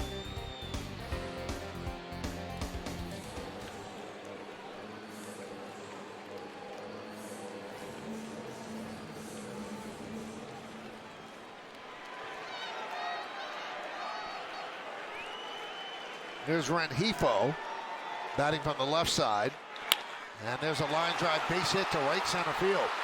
Another pitch up in the zone. Ward will go to third. The throw comes into second. And now the tying runs are on base for the Angels against Williams. And all 3 hits on the elevated changeup. Like I mentioned, you can go up and sit changeup, and you're going to try to make him elevate it. If you're spotting your fastball and you're throwing it for strikes, you can't sit on that changeup. But if you're not throwing it for strikes, they just wait for that pitch to get out over the middle of the plate and up, and that's what's happened. Well, Matt Blake, the pitching coach, is going to come out and try to settle down Devin Williams. Maybe he sees something mechanically, too, why those pitches are up in the zone. So pitching with a little less stress setting up Weaver. He's been brilliant. Now closing for the first time in over a month, he's having some struggles. Well, the one thing mechanically that you need to do is you have to stay back in order to get your arm up. And you have to stay on top of the fastball. And when that changeup is really good, you're on top of this on the circle change, that air bender. That's when it's down in the zone. You start drifting out, all of a sudden the arm drags and then everything flattens out. The changeup flattens out, the fastball's all over the place. There's Joe Adell trying to end it with that one swing, 0-1.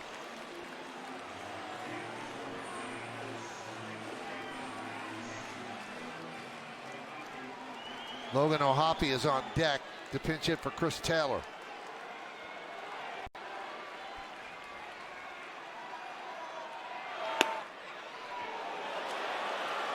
That changeup was high and a little bit outside. Rengifo over at first. He can run, but he only has 1 stolen base on the year. The Angels are not a team that steals a lot of bases. Well, Williams wanted that call. 1-1. There's the fastball at 95 miles an hour for a strike, 1-2. 3 of the 4 batters have reached base tonight. The other one was allowed out. 10 base runners in the previous 12 games against Williams.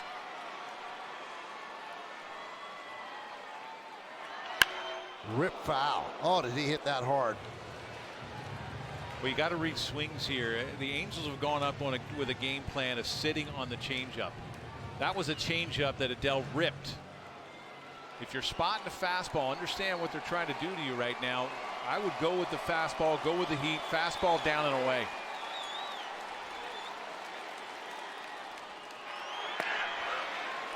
Changeup low and away.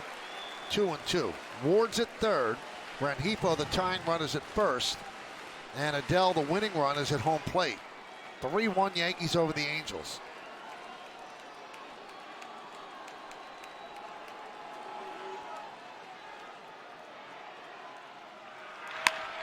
Grounded and grabbed there by Volpe. And the out is made at second. A run scores. Ward crosses the plate, makes it 3-2. And a great job by LeMahieu keeping his foot on the bag on that throw. And they're gonna challenge that, I think. Rengifo right away went to his ears to tell Ron Washington to challenge. Los Angeles is challenging the out call at second base. His toes on the bag before Rengifo's foot hits the bag.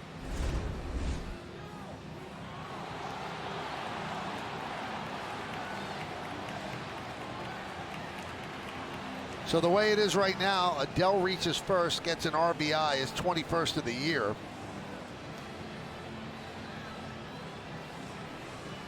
Challenge replay brought to you by Citizens Made Ready.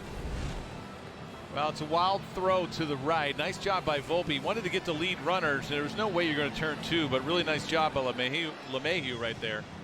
Looks like that foot went across the base.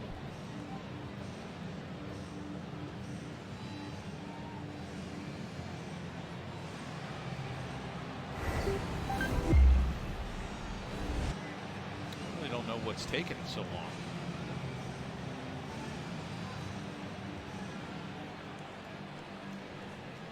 Well, the crew chief is Bill Miller. Roberto Ortiz, the second base ump, listening in. And here's the play. After review, the ball in the field stands. The runner's out. Los Angeles will lose their challenge. It made sense to challenge. I mean, you don't want to end the game with the challenge in your pocket. Maybe they see something and they overturned it, but they didn't. So now Logan O'Hoppe knocked out of the game yesterday on a backswing as a catcher. He's going to pinch hit for Chris Taylor as the Angels are down to their final out.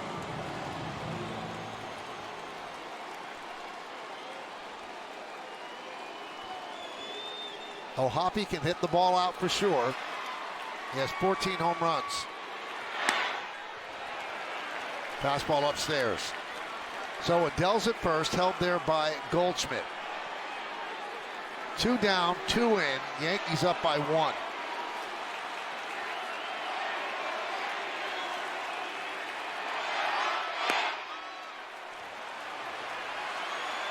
Two and 0.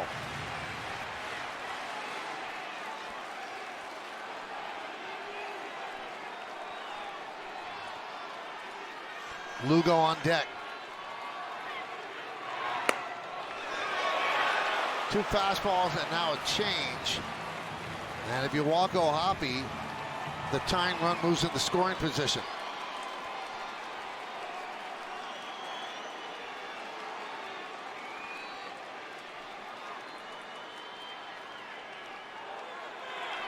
Turned him loose on 3-0. That's popped up.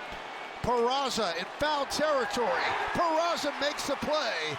And Yankee Universe, you can exhale as the Yankees hold on and win this one 3-2. They take the series, their 8th straight series win. Well, save number 5 for Williams. It was a nail-biter at the end, but an outstanding start by Rodon again. 7 shutout innings, 10 punch-outs, and 2 big home runs. Rice's 11th, Peraza his 3rd. Well, they turned O'Hoppe loose on 3-0, thinking he'd get a cookie, and he popped it up. You got to be aggressive, thinking you're going to get a fastball. He's got 14 home runs on the year. You got to pitch up in the zone. There, you're going to see it right here. I absolutely agree with the green light. Maybe a little too aggressive. He swung at ball 4. Williams got a break.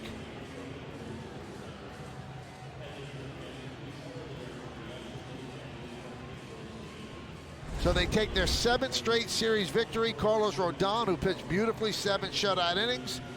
He picks up his 7th win, and the Yankees hold on to win this one 3-2. They'll go for the sweep tomorrow, but we have more to come tonight. Stay tuned.